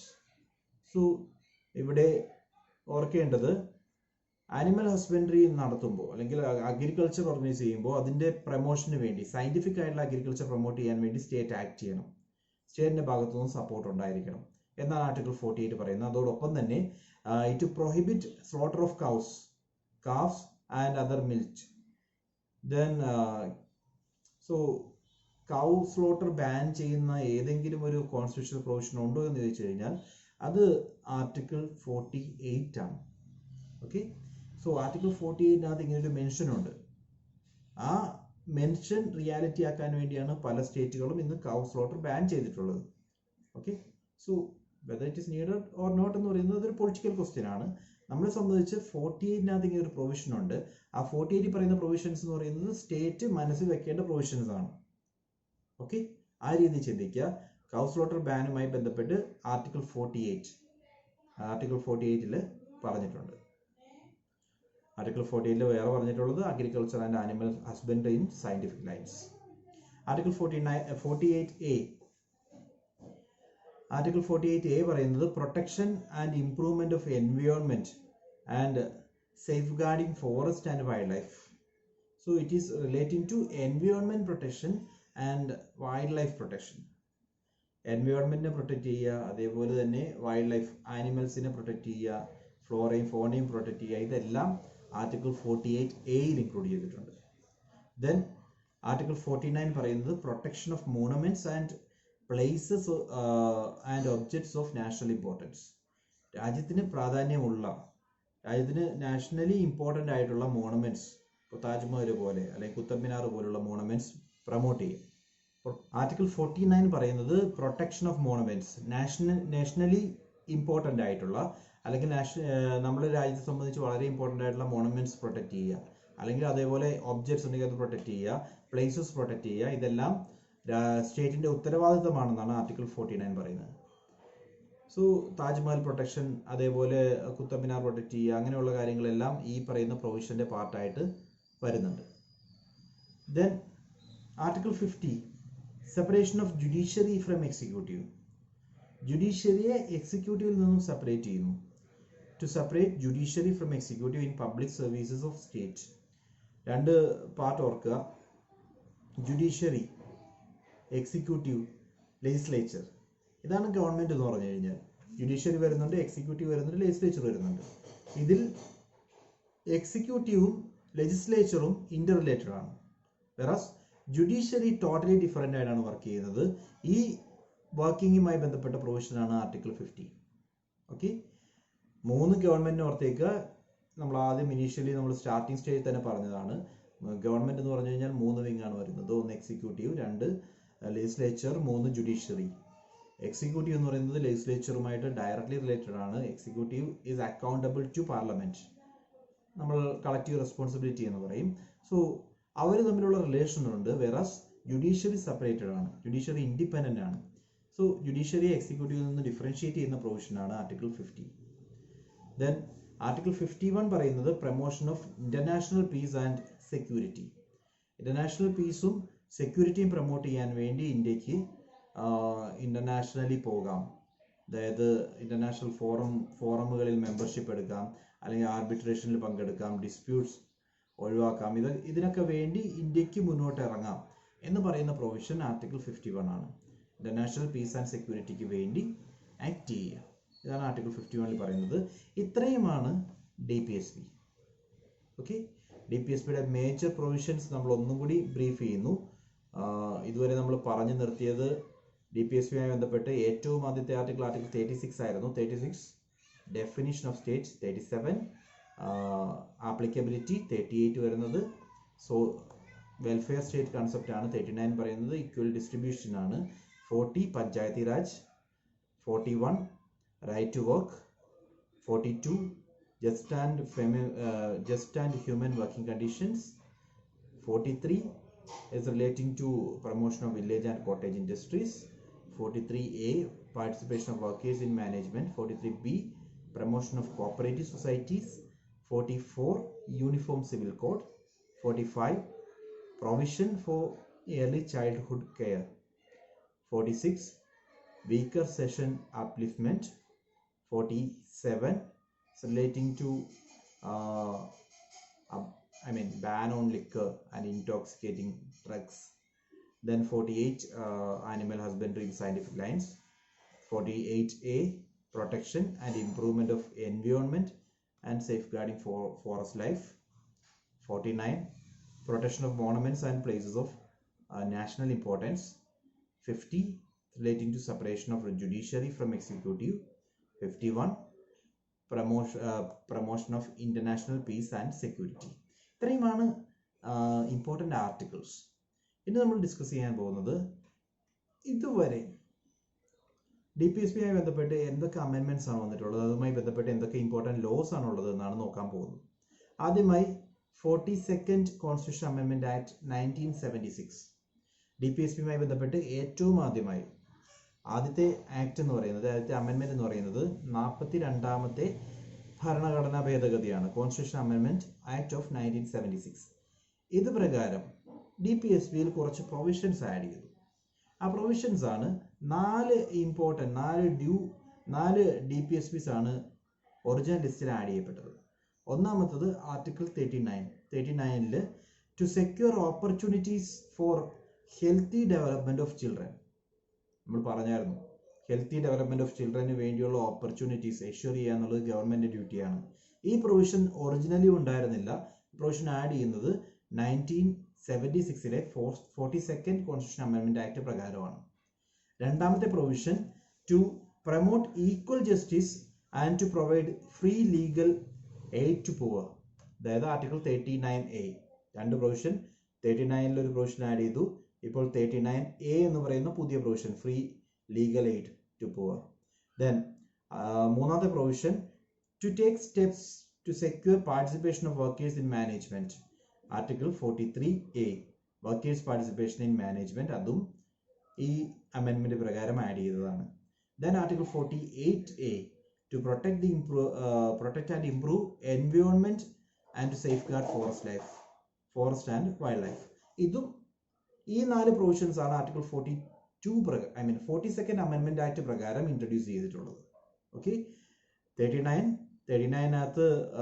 Healthy development of children ensure ചെയ്യുക എന്ന് പറയുന്ന ഒരു പ്രൊവിഷൻ. രണ്ടാമതായിട്ട് 39A ഈക്വൽ ജസ്റ്റിസും ഫ്രീ ലീഗൽ എയ്ഡും അത് ആഡ് ചെയ്തിട്ടുള്ളത് ഈ പ്രൊവിഷനിലായിരുന്നു. ദെൻ മൂന്നാമതായിട്ട് 43A എന്ന് പറയുന്നത് വർക്കേഴ്സ് പാർട്ടിസിപ്പേഷൻ ഇൻ മാനേജ്മെന്റ് ആണ്. ദെൻ 48A എന്ന് പറയുന്നത് improvement of environment and forest wildlife പോലുള്ള കാര്യങ്ങളുടെ പ്രൊട്ടക്ഷൻ. സോ ഇത്രയും പ്രൊവിഷൻസ് ആണ് 42nd അമെൻമെന്റ് ആക്ട് പ്രകാരം ഇൻട്രൊഡ്യൂസ് ചെയ്തത്. ദെൻ പിന്നീട് വന്നത് 44th അമെൻമെന്റ് ആക്ട്, 1978 44th അമെൻമെന്റ് act to minimise inequalities in income, status, facilities and opportunities. Article 38 നമ്മൾ പറഞ്ഞ പ്രൊവിഷൻസിനകത്ത് ഇത് കാണാം. ആർട്ടിക്കിൾ 38 ആർട്ടിക്കിൾ 38 പറയുന്നത് to promote the welfare of people by securing social order permitted by justice എന്ന് പറയുമ്പോൾ സോഷ്യൽ, ഇക്കണോമിക് ആൻഡ് പൊളിറ്റിക്കൽ ഇത്രയും കാര്യങ്ങളാണ് ഒറിജിനലി ഉണ്ടായിരുന്നത്. Then social, economic and political to minimise inequalities of income, status, facilities and opportunities എന്ന് പറയുന്നത് 44th അമെൻമെന്റ് പ്രകാരം add ചെയ്ത പ്രൊവിഷനാണ്. Okay, 2 അമെൻമെന്റ്സ് നമ്മൾ പറഞ്ഞു, 42nd 44th. അതിനുശേഷം പിന്നീട് ഒരു അമെൻമെന്റ് വരുന്നത് 86th കോൺസ്റ്റിറ്റ്യൂഷൻ അമെൻമെന്റ് ആക്ട് ഓഫ് 2002 പ്രകാരമാണ്. 86th അമെൻമെന്റ് പ്രകാരം നമ്മൾ പറഞ്ഞതാണ് ഓൾറെഡി. ഇനീഷ്യലി ഇതിലുണ്ടായിരുന്ന നമ്മൾ കണ്ടതാണ്. ഇനീഷ്യലി 45th ആർട്ടിക്കിൾ 45 ഇൻക്ലൂഡ് ചെയ്തിരുന്നതാണ് റൈറ്റ് ടു എഡ്യൂക്കേഷൻ മൊത്തമായി. പിന്നീട് 86th അമെൻമെന്റ് ആക്ട് പ്രകാരമാണ് റൈറ്റ് ടു എഡ്യൂക്കേഷൻ എന്നും 6 മുതൽ 14 വയസ്സ് വരെയുള്ള ആളുകളുടെ എഡ്യൂക്കേഷൻ അതൊരു ഫണ്ടമെന്റൽ റൈറ്റ് ആയി ആർട്ടിക്കിൾ 21A ഇൻക്ലൂഡ് ചെയ്തത്. സോ ആർട്ടിക്കിൾ 21A ഇത്രയും പോയപ്പോൾ ബാക്കിയിരുന്ന എഡ്യൂക്കേഷൻ, അതായത് 0 to 6 വരെയുള്ള ഏജ് ഗ്രൂപ്പിലുള്ള കുട്ടികളുടെ ഏർലി ചൈൽഡ്ഹുഡ് കെയർ എന്ന് പറയുന്നത് ആർട്ടിക്കിൾ 45 പാർട്ടായിട്ട് മാറി. അതാണ് 86th കോൺസ്റ്റിറ്റ്യൂഷൻ അമെൻമെന്റ് ആക്ട് പ്രകാരമുള്ള ചേഞ്ച്. ദെൻ പിന്നീട് ചേഞ്ച് വന്നിട്ടുള്ളത് 97th കോൺസ്റ്റിറ്റ്യൂഷൻ അമെൻമെന്റ് ആക്ട് 2011 പ്രകാരമാണ്. 97th അമെൻമെന്റ് ആക്ട് പ്രകാരം ഈ 2011 കോപ്പറേറ്റീവ് സൊസൈറ്റീസിന്റെ പ്രൊവിഷൻസ് എല്ലാം ഫണ്ടമെന്റൽ റൈറ്റ് ആയിട്ട് മാറുന്നത്. So 2011 added a new directive principles relating to cooperative societies. നമ്മൾ പറഞ്ഞായിരുന്നു 43B. അത് പറയുന്നത് it requires the state to promote voluntary formation, autonomous functioning, democratic control and professional management of cooperative societies. That we already discussed. So cooperative societies ഉമായി ബന്ധപ്പെട്ട provisions ആണ് 97th അമെൻമെന്റ് act പ്രകാരം DPSP add ചെയ്തത് 43B. So ഇത്രയും കാര്യങ്ങൾ DPSPയുമായി ബന്ധപ്പെട്ട് വന്നിട്ടുള്ള അമെൻമെന്റ്സ് നോക്കുകയാണെങ്കിൽ ആദ്യത്തെ അമെൻമെന്റ് 42nd കോൺസ്റ്റിറ്റ്യൂഷൻ അമെൻമെന്റ് ആക്ട് ആണ്. അത് 1976 അതുമായി ബന്ധപ്പെട്ട് 4 മേജർ പ്രൊവിഷൻസ് ചേഞ്ച് വന്നിട്ടുണ്ട്. പിന്നീട് വന്നത് 44th കോൺസ്റ്റിറ്റ്യൂഷൻ അമെൻമെന്റ് ആക്ട് ആണ്. അത് പ്രകാരം article 38 to minimise inequalities of income, status, facilities and opportunities എന്ന് പറയുന്ന വേർഡ് ആഡ് ചെയ്യപ്പെട്ടു. ദെൻ ആർട്ടിക്കിൾ 86 പ്രകാരം 45 ഉണ്ടായിരുന്ന റൈറ്റ് ടു എഡ്യൂക്കേഷന്റെ ഒരു പാർട്ട് ആർട്ടിക്കിൾ 21A ആയി മാറി. ബാക്കി റിമൈനിങ് പാർട്ടായിട്ടുള്ള 0 to 6 6 വയസ്സ് വരെയുള്ള കുട്ടികളുടെ എലമെന്ററി കെയർ എന്ന് പറയുന്നത് ഗവൺമെന്റ് ഉത്തരവാദിത്തമാണ്.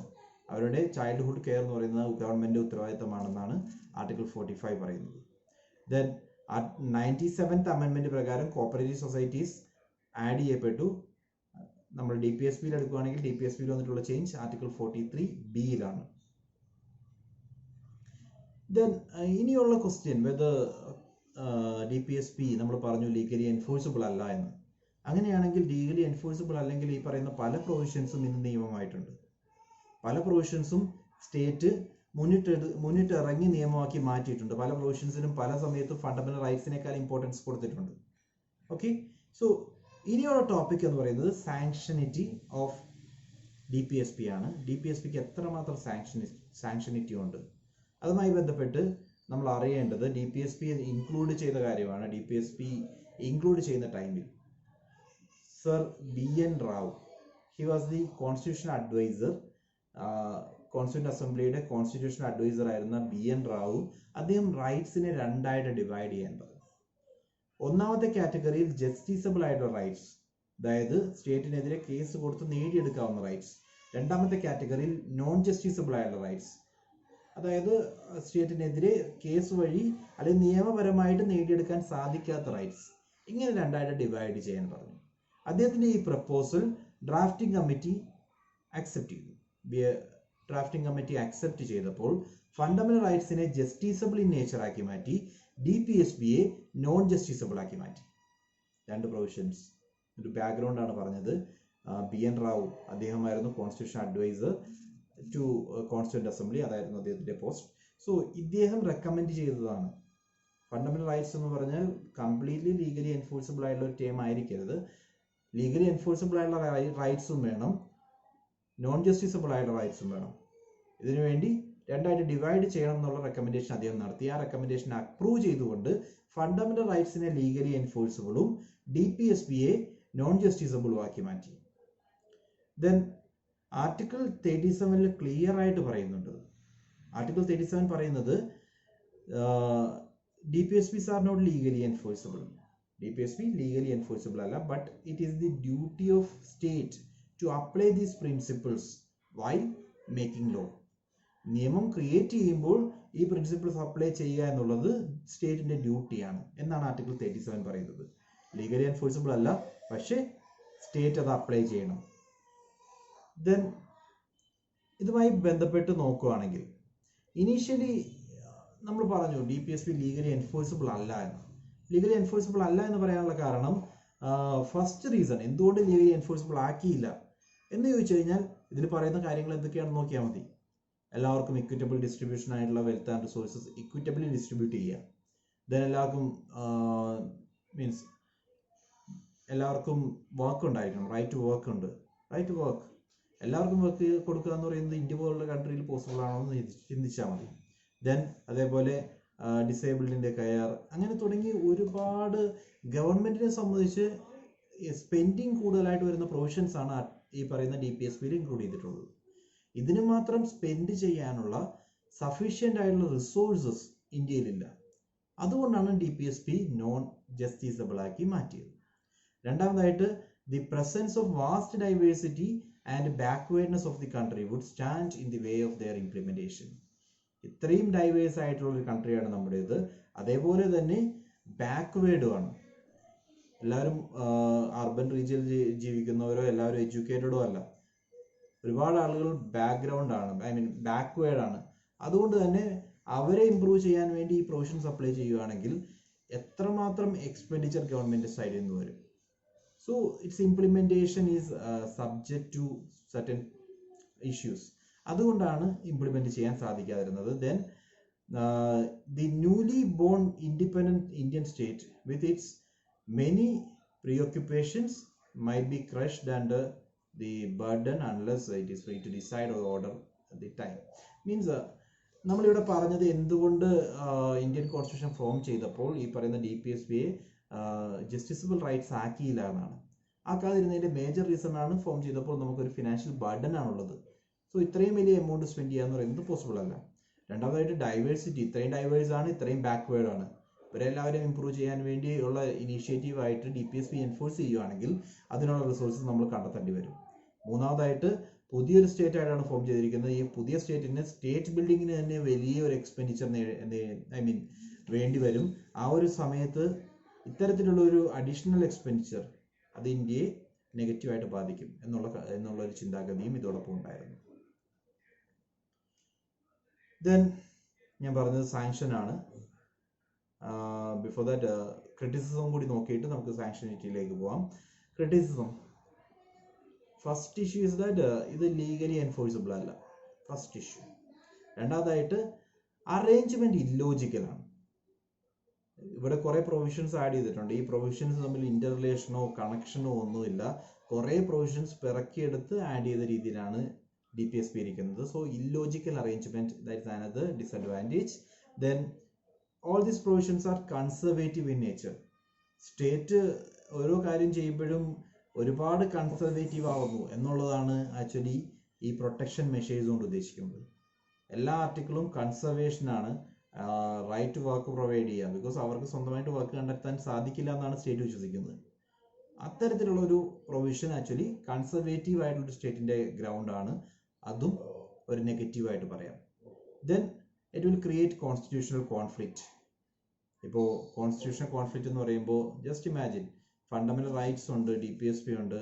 ഇവിടെ വരുമ്പോൾ ഏതായിരിക്കും കൂടുതൽ റെലവൻസ് കൊടുക്കേണ്ടത് എന്നുള്ള രീതിയിലുള്ള ഒരുപാട് ഇഷ്യൂസ് നിലവിൽ വരാറുണ്ട്. സോ കോൺഫ്ലിക്റ്റ് ഉണ്ടാകാനുള്ള ചാൻസസ് കൂടുതലാണ്.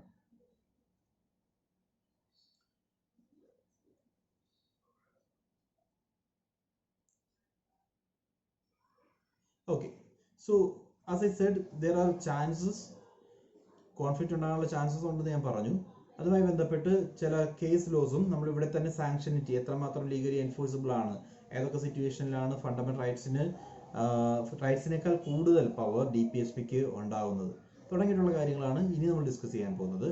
ആദ്യമായി ഫണ്ടമെന്റൽ റൈറ്റ്സ് എന്ന് പറയുന്നത് ലീഗലി എൻഫോഴ്സിബിൾ ആണ്, whereas DPSP is not legally enforceable എന്നുള്ള പ്രിൻസിപ്പിളിൽ തന്നെ ഉറച്ചു നിൽക്കുക. അത് വെച്ചിട്ട് മനസ്സിലാക്കേണ്ടത് DPSP എന്ന് പറയുന്നത് is A moral obligation on the state. Means 37 clear ആയിട്ട് പറയുന്നുണ്ട്, സ്റ്റേറ്റ് ലോ ഫ്രെയിം ചെയ്യുമ്പോൾ ഈ കാര്യങ്ങളെല്ലാം മനസ്സിൽ വയ്ക്കണം. അതായത് മനസ്സിൽ വച്ചില്ലെങ്കിൽ ഇതൊരു മോറൽ ഒബ്ലിഗേഷൻ ആണ്.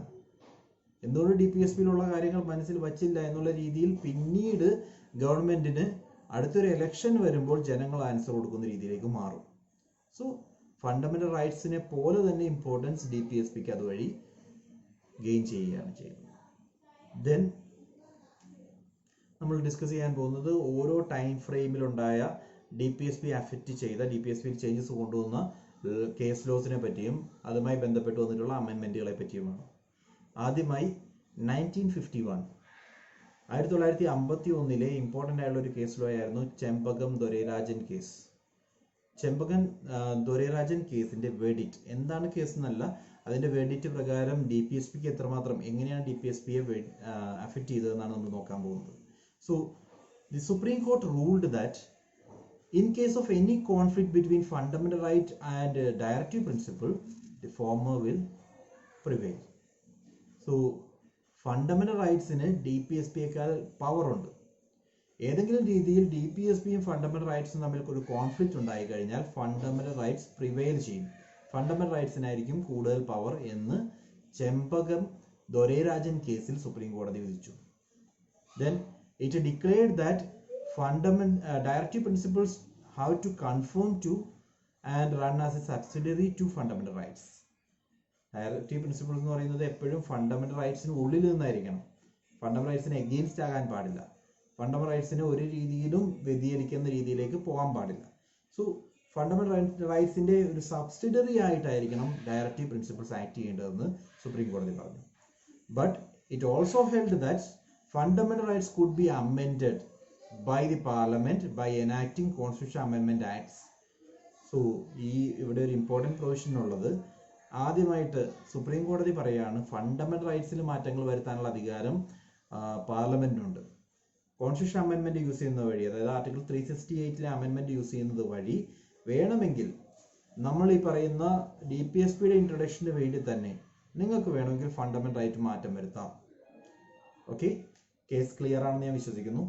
കേസിന്റെ വെഡിറ്റ് ആണ് പറഞ്ഞത്. കേസിന്റെ വെഡിറ്റിനകത്ത് 3 പ്രൊവിഷൻസ് ആണുള്ളത്. ഒന്നാമത്തെ പ്രൊവിഷനായിട്ട് സുപ്രീം കോടതി റൂൾ ചെയ്തത് ഫണ്ടമെന്റൽ റൈറ്റ്സും DPSPയും തമ്മിൽ നേർക്ക് നേരെ വന്നു കഴിഞ്ഞാൽ ഫണ്ടമെന്റൽ റൈറ്റ്സിനായിരിക്കും പവർ കൂടുതൽ. രണ്ടാമതായിട്ട് പറഞ്ഞത് DPSP എപ്പോഴെങ്കിലും ഇൻട്രൊഡ്യൂസ് ചെയ്യാൻ വേണ്ടി ഗവൺമെന്റ് നോക്കിക്കഴിഞ്ഞാൽ ഫണ്ടമെന്റൽ റൈറ്റ്സ് ഉണ്ടോ എന്ന് നോക്കുക. ഫണ്ടമെന്റൽ റൈറ്റ്സ് എഗെയിൻസ്റ്റ് ആണെങ്കിൽ DPSP നടക്കില്ല. സോ ഫണ്ടമെന്റൽ റൈറ്റ്സിന്റെ താഴെയാണ്, സബ്സിഡറിയാണ് ഈ പറയുന്ന DPSP. മൂന്നാമതായിട്ട് ഇത്തരത്തിലൊരു ലോ ഇംപ്ലിമെന്റ് ചെയ്യാൻ വേണ്ടി പാർലമെന്റിന് വേണമെങ്കിൽ ഫണ്ടമെന്റൽ റൈറ്റ്സ് മാറ്റാം. ഓക്കെ, സോ പാർലമെന്റ്, നമ്മൾ ഈ സിസ്റ്റം നേരത്തെ പറഞ്ഞതാണ്, ജുഡീഷ്യറിയും പാർലമെന്റും തമ്മിലുള്ള ഒരു relation, synthesis of parliamentary sovereignty and judicial നമ്മൾ പറഞ്ഞതാണ് ഫീച്ചേഴ്സ് പറഞ്ഞപ്പോൾ. രണ്ടുപേർക്കും പരസ്പരം ആക്ട് ചെയ്യാൻ സാധിക്കും. പാർലമെന്റിന് പുതിയ ലോ ഇറക്കാൻ സാധിക്കും. അതേപോലെ തന്നെ സുപ്രീം കോടതിക്ക് ആ ലോ നൾ ആൻഡ് വോയിഡ് ആണെന്ന് പറയാനും സാധിക്കും. ഇത് രണ്ടിനുമുള്ള പ്രൊവിഷൻ ഉണ്ട്.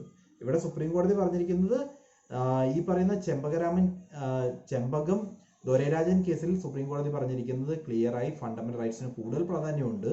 ഇനി നിങ്ങൾക്ക് DPSP ഇൻട്രൊഡ്യൂസ് ചെയ്യണമെങ്കിൽ ഫണ്ടമെന്റൽ റൈറ്റ്സ് അമെൻഡ് ചെയ്യുക. ഓക്കെ, ക്ലിയർ ആണോ ഫസ്റ്റ് പ്രൊവിഷൻ? സോ അമെൻഡ് ചെയ്യാൻ വേണ്ടി സുപ്രീം കോടതി പറഞ്ഞിട്ടുണ്ട്. അങ്ങനെയാണെങ്കിൽ അമെൻമെന്റ് നടത്താമല്ലോ. അങ്ങനെയാണ് ഫസ്റ്റ് കോൺസ്റ്റിറ്റ്യൂഷൻ അമെൻമെന്റ് ആക്ട് 1951 പാസ്സാക്കുന്നത്. അതിനുശേഷം ഫോർത്ത് കോൺസ്റ്റിറ്റ്യൂഷൻ അമെൻമെന്റ് ആക്ട് 1955 പാസ്സാക്കി. പിന്നീട് 17th കോൺസ്റ്റിറ്റ്യൂഷൻ അമെൻമെന്റ് ആക്ട് 1964 പാസ്സാക്കി. ഇതെല്ലാം ഡയറക്റ്റീവ് പ്രിൻസിപ്പിൾസ് ഇംപ്ലിമെന്റ് ചെയ്യാൻ വേണ്ടിയായിരുന്നു. ഫണ്ടമെന്റൽ റൈറ്റ്സിനേക്കാൾ പവർ ഡയറക്റ്റീവ് പ്രിൻസിപ്പിൾസിന് കൊടുക്കാൻ വേണ്ടി പാസ്സാക്കിയ 3 ആക്ടുകൾ. ഞാൻ ഒന്നുകൂടി റിപ്പീറ്റ് ചെയ്യുന്നു. ഇനീഷ്യലി ഉള്ള 3 ആക്ടുകൾ, ഒന്ന് 1951 ഫസ്റ്റ് അമെൻമെന്റ് ആക്ട്, രണ്ടാമതായിട്ട് ഫോർത്ത് അമെൻമെന്റ് ആക്ടും ഇതേ പർപ്പസിന് വേണ്ടിയായിരുന്നു 1955. അതിനുശേഷം 17th അമെൻമെന്റ് ആക്ടും 1964 17th അമെൻമെന്റ് ആക്ടും directive principles introduce ചെയ്യാൻ വേണ്ടിയാണ്. ഓക്കെ, ക്ലിയർ ആണെന്ന് വിശ്വസിക്കുന്നു. സോ ഇവിടെ പറഞ്ഞ കാര്യങ്ങൾ, ഇവിടെ എന്താ പറഞ്ഞത്? ചെമ്പകം ദൊരൈരാജൻ കേസിലെ സുപ്രീം കോടതി വെർഡിക്റ്റ് ആണ് പറഞ്ഞത്. ഫണ്ടമെന്റൽ റൈറ്റ്സിന് കൂടുതൽ പവർ ഉണ്ട്.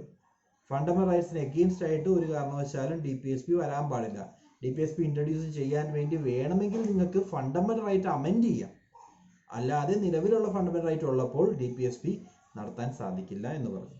ആ വെഡിക്റ്റ് പ്രകാരം 3 ആക്ടുകൾ, 3 അമെൻമെന്റുകൾ പിന്നീട് ഫണ്ടമെന്റൽ റൈറ്റ്സിൽ വരുത്തിയിട്ടുണ്ട്.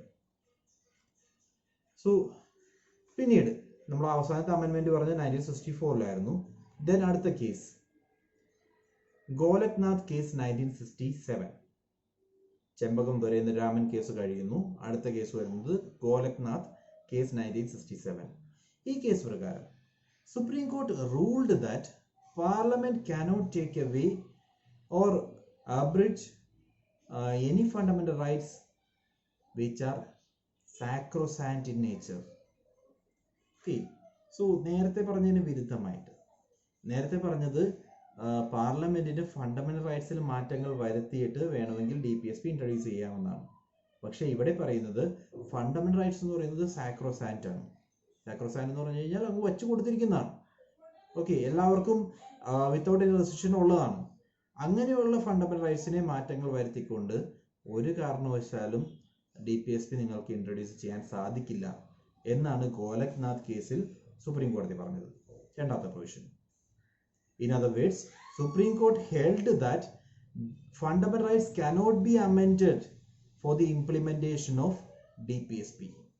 DPSP ഇംപ്ലിമെന്റ് ചെയ്യാൻ വേണ്ടി ഫണ്ടമെന്റൽ റൈറ്റ്സ് ഒരു കാരണവശാലും അമെൻഡ് ചെയ്യാൻ സാധിക്കില്ല എന്നാണ് ഇവിടെ സുപ്രീം കോർട്ട് പറഞ്ഞിരിക്കുന്നത്. അതായത് ഫണ്ടമെന്റൽ റൈറ്റ്സിന് സാക്രോസാന്റ് ആണ്. ഫണ്ടമെന്റൽ റൈറ്റ്സ് എന്ന് പറയുന്നത് സാക്രോസാന്റ് ആണെന്ന് പറഞ്ഞാൽ അവർക്ക് കൊടുത്തിരിക്കുന്നതാണ്. അതൊരു കാരണവശാലും പിടിച്ചെടുക്കാൻ വേണ്ടി പാർലമെന്റിന് സാധിക്കില്ല എന്നാണ് ഗോലക്നാഥ് കേസ് പറഞ്ഞിട്ടുള്ളത്. ആദ്യം പറഞ്ഞത് ആലോചിക്കുക. ആദ്യം പറഞ്ഞത് ചെമ്പകം ദൊരൈരാമൻ കേസിൽ ഇവിടെ ഫണ്ടമെന്റൽ റൈറ്റ്സിന് പവർ ഉണ്ട്. പക്ഷേ ഫണ്ടമെന്റൽ റൈറ്റ്സ് മാറ്റിക്കൊണ്ട് വേണമെങ്കിൽ നിങ്ങൾക്ക് DPSP ഇൻട്രൊഡ്യൂസ് ചെയ്യാം. ഫണ്ടമെന്റൽ റൈറ്റ്സിൽ അമെൻഡ് ചെയ്തുകൊണ്ട് നിങ്ങൾക്ക് വേണമെങ്കിൽ DPSP ഇൻട്രൊഡ്യൂസ് ചെയ്യാം. പക്ഷേ രണ്ടാമത്തെ ഗോലക്നാഥ് കേസ് ആയപ്പോൾ ഫണ്ടമെന്റൽ റൈറ്റ്സ് മാറ്റിക്കൊണ്ട് നിങ്ങൾക്ക് ഒരു കാരണവശാലും DPSP ഇൻട്രൊഡ്യൂസ് ചെയ്യാൻ സാധിക്കില്ല. ബിക്കോസ് ഫണ്ടമെന്റൽ റൈറ്റ്സ് സൈക്രോസാന്റ് ആണ്. ഓക്കെ, മൂന്നാമത്തെ അതിൻ്റെ ഒരു കണ്ടിന്യൂഷൻ കൂടി. ഇവിടെ സൈക്രോസാന്റ് ആണെന്ന് പറയുമ്പോൾ ഗോലക്നാഥ് കേസ് കഴിഞ്ഞില്ല. ഗോലക്നാഥ് കേസുമായി ബന്ധപ്പെട്ട് കുറച്ച് കാര്യങ്ങൾ കൂടി ഓർക്കണം. പാർലമെന്റ് ഈ പറയുന്ന പ്രൊവിഷൻ സുപ്രീം കോടതി വെർഡിക്റ്റ് വന്ന ഉടനെ തന്നെ ആ സുപ്രീം കോടതി വെർഡിക്റ്റിനെ മാനേജ് ചെയ്യാൻ വേണ്ടി ഇമ്പോർട്ടൻ്റ് ആയിട്ടുള്ള 2 അമെൻമെന്റ്സ് നടത്തി. ഒന്നാമത്തെ അമെൻമെന്റ് 24th കോൺസ്റ്റിറ്റ്യൂഷൻ അമെൻമെന്റ് ആക്ട് ഓഫ് 1971. രണ്ടാമത്തെ അമെൻമെന്റ് 25th കോൺസ്റ്റിറ്റ്യൂഷൻ അമെൻമെന്റ് act of same year 1971 itself. So 2 അമെൻമെന്റ്സ് നടത്തുന്നു. ഈ അമെൻമെന്റ് പ്രകാരം ആദ്യത്തെ അമെൻമെന്റ് 24th Amendment Act declared that Parliament has the power to abridge or take away any of the fundamental rights by enacting Constitutional Amendment Act. ഓർക്കുക, പാർലമെന്റിന് power ഉണ്ട്. ഏത് fundamental right right വേണമെങ്കിലും എടുത്തു കളയാനുള്ള കോൺസ്റ്റിറ്റ്യൂഷൻ അമെൻമെന്റ് ആക്ട് പ്രകാരം ഏത് ഫണ്ടമെന്റൽ റൈറ്റ് വേണമെങ്കിലും എടുത്തു കളയാനുള്ള പവർ പാർലമെന്റിനുണ്ട് എന്ന് 24th കോൺസ്റ്റിറ്റ്യൂഷൻ അമെൻമെന്റ് ആക്ട് പ്രകാരം പാർലമെന്റ് പറയുന്നു. കഴിഞ്ഞ ആക്ടിൽ പറഞ്ഞത് എന്താണ്? കഴിഞ്ഞ ലോ ഓർക്കുക, ഗോലക്നാഥ് കേസിന്റെ വെഡിറ്റ് പ്രകാരം ഒരു കാരണവശാലും ഫണ്ടമെന്റൽ റൈറ്റ് മാറ്റാനുള്ള അധികാരം പാർലമെന്റിന് ഇല്ല എന്നാണ് പറഞ്ഞത്. അങ്ങനെയല്ല എന്ന് പ്രൂവ് ചെയ്യാൻ വേണ്ടി ഒരു അമെൻമെന്റ് നടത്തി. ഇതാണ് നമ്മൾ പറഞ്ഞത്, ജുഡീഷ്യറിയും അതേപോലെ പാർലമെന്റിനും പവർ ഉണ്ട്. സോ ജുഡീഷ്യറിയുടെ വെഡിറ്റ് തിരുത്താൻ വേണ്ടി അവരൊരു ആക്ട് പാസ്സാക്കുവാണ് by amending the law. Law amend ചെയ്യുന്നത് ഇങ്ങനെയായിരുന്നു. 24th അമെൻമെന്റ് ആക്ട് പ്രകാരം അവർ പറഞ്ഞു പാർലമെന്റിന് ഏത് ഫണ്ടമെന്റൽ റൈറ്റ് വേണമെങ്കിലും എടുത്തു കളയാനുള്ള, അമെൻമെന്റ് ആക്ട് പ്രകാരം എടുത്തു കളയാനുള്ള പവർ ഉണ്ട് എന്നാണ് 24th അമെൻമെന്റ് ആക്ട് പറയുന്നത്. 25th അമെൻമെന്റ് ആക്ട് പ്രകാരം ഒരു പുതിയ സെഷൻ ആഡ് ചെയ്തു. ആ സെഷനാണ് ആർട്ടിക്കിൾ 31C. ഓക്കെ, പുതിയൊരു സെഷൻ ആഡ് ചെയ്യുന്നു, ആർട്ടിക്കിൾ 31C ഫണ്ടമെന്റൽ റൈറ്റിനകത്ത്. No law which seeks to implement the objective socialist directive principles specified under Article 39B and C should be void on the ground of contravention of fundamental rights conferred by Article 14, Article 19 or Article 31. Okay, അതായത് article 31 subsection 3 introduce ചെയ്യുന്ന വഴി, article 31C introduce ചെയ്യുന്നത് വഴി, 3 അല്ല article 31C introduce ചെയ്യുന്നത് വഴി ഇവിടെ parliament പറയുന്നത് ഇതാണ്. ഒന്നാമത്തെ കേസ്, ഇനി അങ്ങോട്ടേക്ക് ആർട്ടിക്കിൾ 39, അതായത് equitable distribution of wealth and resources, അതിന്റെ B and C, equitable distribution of wealth and റിസോഴ്സസിന്റെ ബി ആൻഡ് സി എന്താണ്? S C.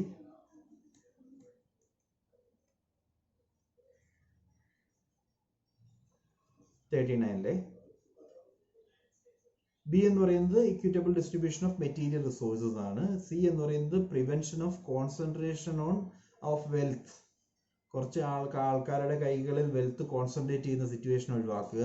അതേപോലെ equitable distribution of wealth and resource assure ചെയ്യുക. ഇത് രണ്ടുമാണ് 39ബിയും 39സിയും. സോ ഈ രണ്ട് പ്രൊവിഷൻസ് ഇൻട്രൊഡ്യൂസ് ചെയ്യാൻ വേണ്ടി പാർലമെന്റ് ഒരു ആക്ട് പാസ്സാക്കുകയാണെങ്കിൽ, ഓക്കെ, ഈ രണ്ട് പ്രൊവിഷൻസ് ഇൻട്രൊഡ്യൂസ് ചെയ്യാൻ വേണ്ടി പാർലമെന്റ് ഒരു ആക്ട് പാസ്സാക്കുകയാണെങ്കിൽ ആ ആക്ടിന് ആർട്ടിക്കിൾ 14നേക്കാളും ആർട്ടിക്കിൾ 19നേക്കാളും ആർട്ടിക്കിൾ 31നേക്കാളും പവർ ഉണ്ടായിരിക്കും. ക്ലിയർ? അതായത് പാർലമെന്റ് ആയിട്ട് പറയുകയാണ് ആർട്ടിക്കിൾ 39, അതായത് 39ലെ രണ്ട് പ്രൊവിഷൻസിന് ഫണ്ടമെന്റൽ റൈറ്റ് ആയിട്ടുള്ള ആർട്ടിക്കിൾ 14 എന്ന് പറയുന്നത് equality before law and equal protection of law. Then article 19, that is regarding 6 basic freedoms. Then article 31, that was right to property at that time. Right to property ആയിരുന്നു ആ സമയത്ത്. So ഈ 3 ആർട്ടിക്കിളിനേക്കാൾ power DPSPക്ക് ഉണ്ട് എന്ന് ഒരു act പ്രകാരം, എന്നൊരു അമെൻമെന്റ് വരുത്തുന്നത് വഴി, 25th കോൺസ്റ്റിറ്റ്യൂഷൻ അമെൻമെന്റ് ആക്ട് പാസ്സാക്കുന്നത് വഴി സുപ്രീം കോടതി പറയുകയാണ്.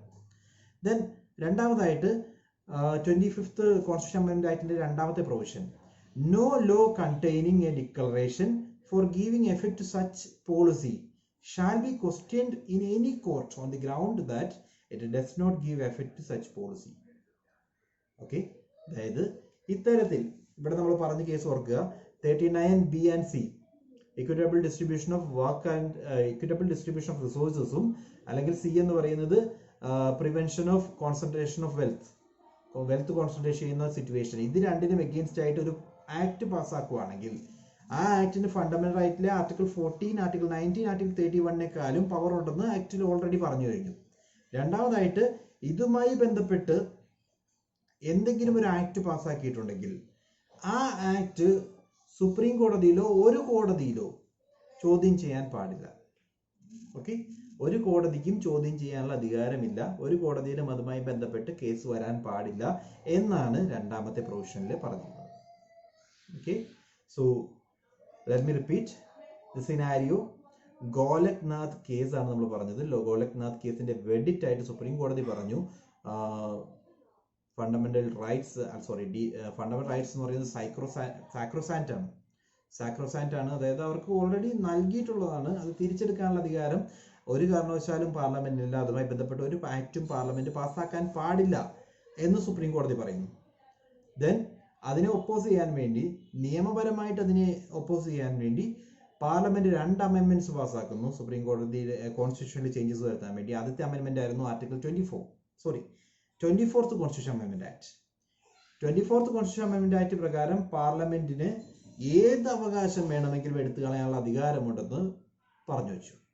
ദെൻ രണ്ടാമതായിട്ട് 25th കോൺസ്റ്റിറ്റ്യൂഷൻ അമെൻമെന്റ് ആക്ട് പാസ്സാക്കുന്നു. ഇത് പ്രകാരം ഒരു പുതിയ സെഷൻ ആർട്ടിക്കിൾ 31C ആഡ് ചെയ്യുന്നു.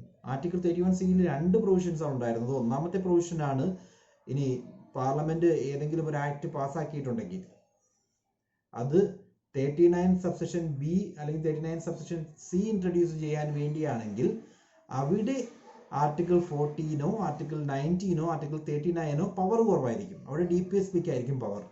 രണ്ടാമതായിട്ട് ഇതുമായി ബന്ധപ്പെട്ട് എന്തെങ്കിലും ഒരു കേസ് കൊടുക്കാനോ ഇതുമായി ബന്ധപ്പെട്ടൊരു ക്വസ്റ്റ്യൻ ചെയ്യാനോ ഒരു കോടതിക്കും അവകാശമില്ല, ഒരു കോർട്ടിലും അത്തരത്തിലുള്ള അവകാശമില്ല എന്ന് 25th കോൺസ്റ്റിറ്റ്യൂഷൻ അമെൻമെന്റ് ആക്ട് പറഞ്ഞു.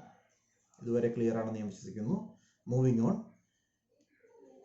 സോ ഇത്തരത്തിലൊരു വെഡിറ്റ് വന്നതിന് ശേഷം വന്ന മേജർ കേസാണ് Kesavananda Bharati case 1973. Right to പ്രോപ്പർട്ടിയുമായി ബന്ധപ്പെട്ട് വന്ന കേസാണ്.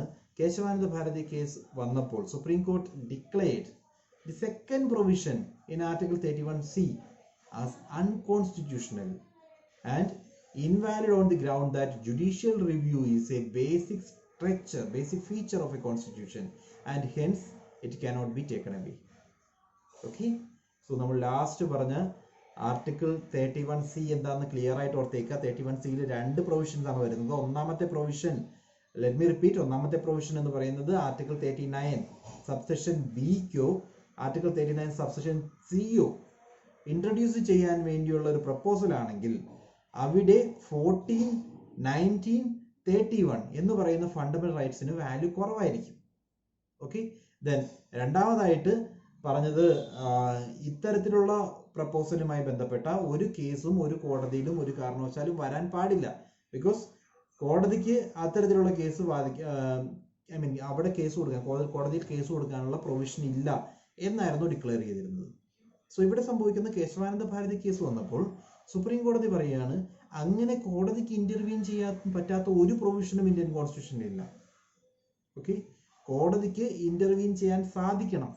ബിക്കോസ് ജുഡീഷ്യൽ റിവ്യൂ എന്ന് പറയുന്നത് ഇന്ത്യൻ കോൺസ്റ്റിറ്റ്യൂഷന്റെ ബേസിക് സ്ട്രക്ചറാണ്. ബേസിക് സ്ട്രക്ചർ മാറ്റം വരുത്താൻ പാർലമെന്റിന് അധികാരമില്ല.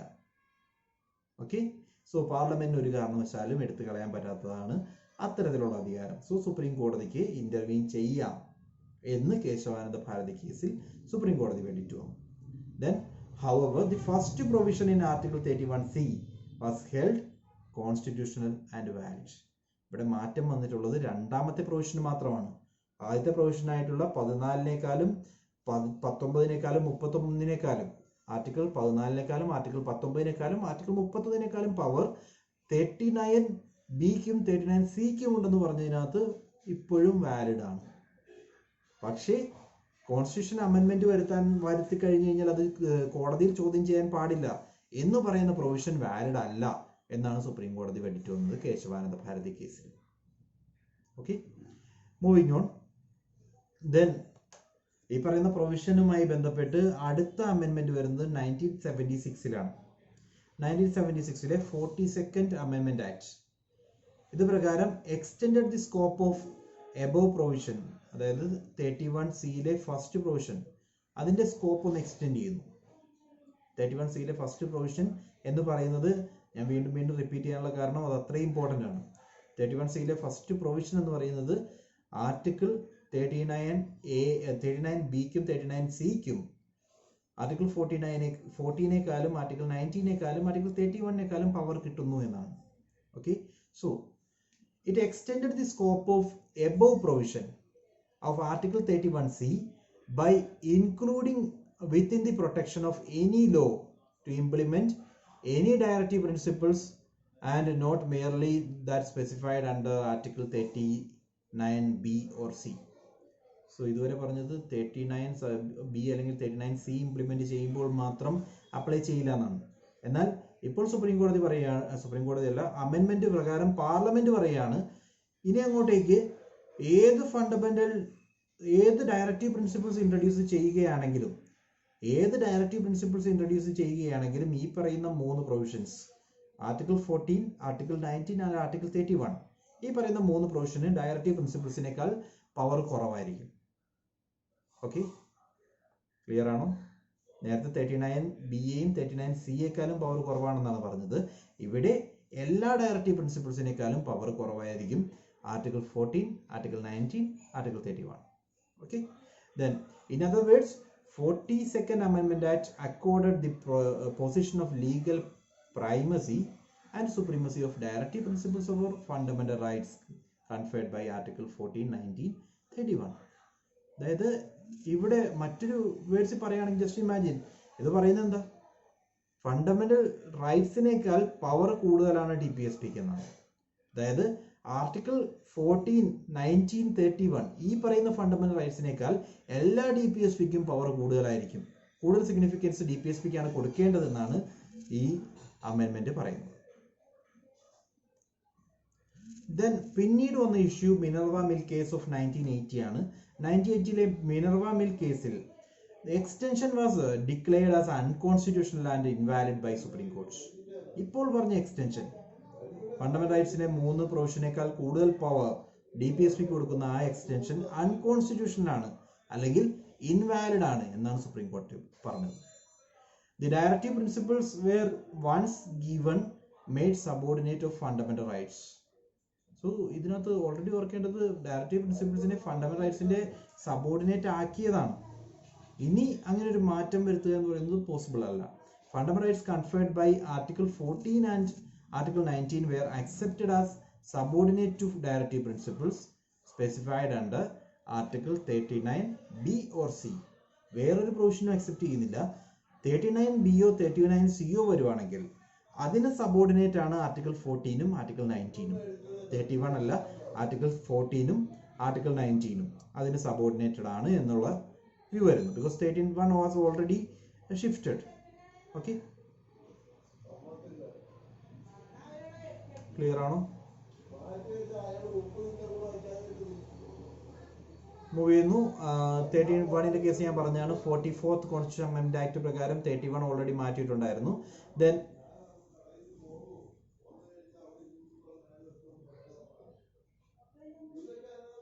സോ മിനർവ മിൽ കേസിന്റെ ഒരു എക്സ്പ്ലനേഷൻ കൂടി. Supreme court also held that Indian constitution is founded on the bedrock of balance between fundamental rights and fundamental directive principles. So ഇതുവരെ ഉണ്ടായിരുന്ന വ്യൂ മാറുന്നു. ഇതുവരെ ഉണ്ടായിരുന്ന വ്യൂവിൽ ആരാണ് മുകളിലുള്ളത്, ഫണ്ടമെന്റൽ റൈറ്റ്സിനാണോ അതോ ഡയറക്റ്റീവ് പ്രിൻസിപ്പിൾസിനാണോ കൂടുതൽ പവർ ഉള്ളത് എന്നുള്ളതായിരുന്നു ചോദ്യചിഹ്നത്തിലുണ്ടായിരുന്നത്. പക്ഷേ ഇതോടുകൂടി സുപ്രീം കോടതി വരെ പറയുകയാണ്, മിനർവ മിൽ കേസിൽ ക്ലിയർ ആയിട്ട് പറയുന്നു, ഫണ്ടമെന്റൽ റൈറ്റ്സും അതേപോലെ DPSPയും ഒരു ബെഡ് റോക്ക് പോലെ രണ്ടും ഒരേ രീതിയിൽ ഒരേ ഒരു ബാലൻസ്ഡ് ആയിട്ട് വച്ചുകൊണ്ടാണ് നമ്മളുടെ കോൺസ്റ്റിറ്റ്യൂഷൻ ഫ്രെയിം ചെയ്തിട്ടുള്ളത്. They together constitute the core commitment to social revolution. They are like two wheels of chariot, none no less than another. രണ്ടും ഈക്വൽ ആണ്, രണ്ടും ഒരേ രീതിയിലാണ്, രണ്ടും ഒരു ബെഡ് റോക്ക് പോലെയാണ്. ഇതിനകത്ത് ഒരെണ്ണത്തിനേക്കാൾ പവർ കൂടുതലാണ്, ഒരെണ്ണത്തിനേക്കാൾ പവർ കുറവാണെന്ന് നമുക്ക് പറയാൻ പറ്റില്ല. രണ്ടും ഈക്വൽ ആണെന്നാണ് സുപ്രീം കോടതി അന്ന് വെഡിക്റ്റ് ചെയ്തത്. The goal set by the directive principle have to be achieved without abrogation of the means provided in fundamental rights. So directive principles പറയുന്ന ഗോൾസ് എല്ലാം തന്നെ നമുക്ക് ഡയറക്റ്റീവ് പ്രിൻസിപ്പിൾസിലെ അർത്ഥങ്ങളെ വ്യതിചലിക്കുന്ന രീതിയിലാകരുത്. ഡയറക്റ്റീവ് പ്രിൻസിപ്പിൾസ് പറയുന്ന രീതിയിൽ തന്നെ നമുക്ക് ഫണ്ടമെന്റൽ റൈറ്റ്സ് പ്രൊവൈഡ് ചെയ്യാൻ സാധിക്കും. അതാണ് പറഞ്ഞത്, ഇത് രണ്ടും തമ്മിലൊരു ബാലൻസ് ഉണ്ടായിരിക്കണം. ഇത് രണ്ടും ഒരേ രീതിയിൽ പോകണം. സുപ്രീം കോടതിയുടെ വെഡിക്റ്റ് പ്രകാരം രണ്ടിനും ഒരേ രീതിയിലുള്ള റെലവൻസ് ആണ് കൊടുക്കേണ്ടത്. ഇപ്പോഴത്തെ പൊസിഷൻ നോക്കുകയാണെങ്കിൽ fundamental rights enjoy supremacy of directive principles. നോക്കുമ്പോൾ ഡയറക്റ്റീവ് പ്രിൻസിപ്പിൾസിനേക്കാൾ കൂടുതൽ പവർ ഫണ്ടമെന്റൽ റൈറ്റ്സിനുണ്ട്. Yet it does not mean that directive principles cannot be implemented. Because directive principles implement ചെയ്യാം.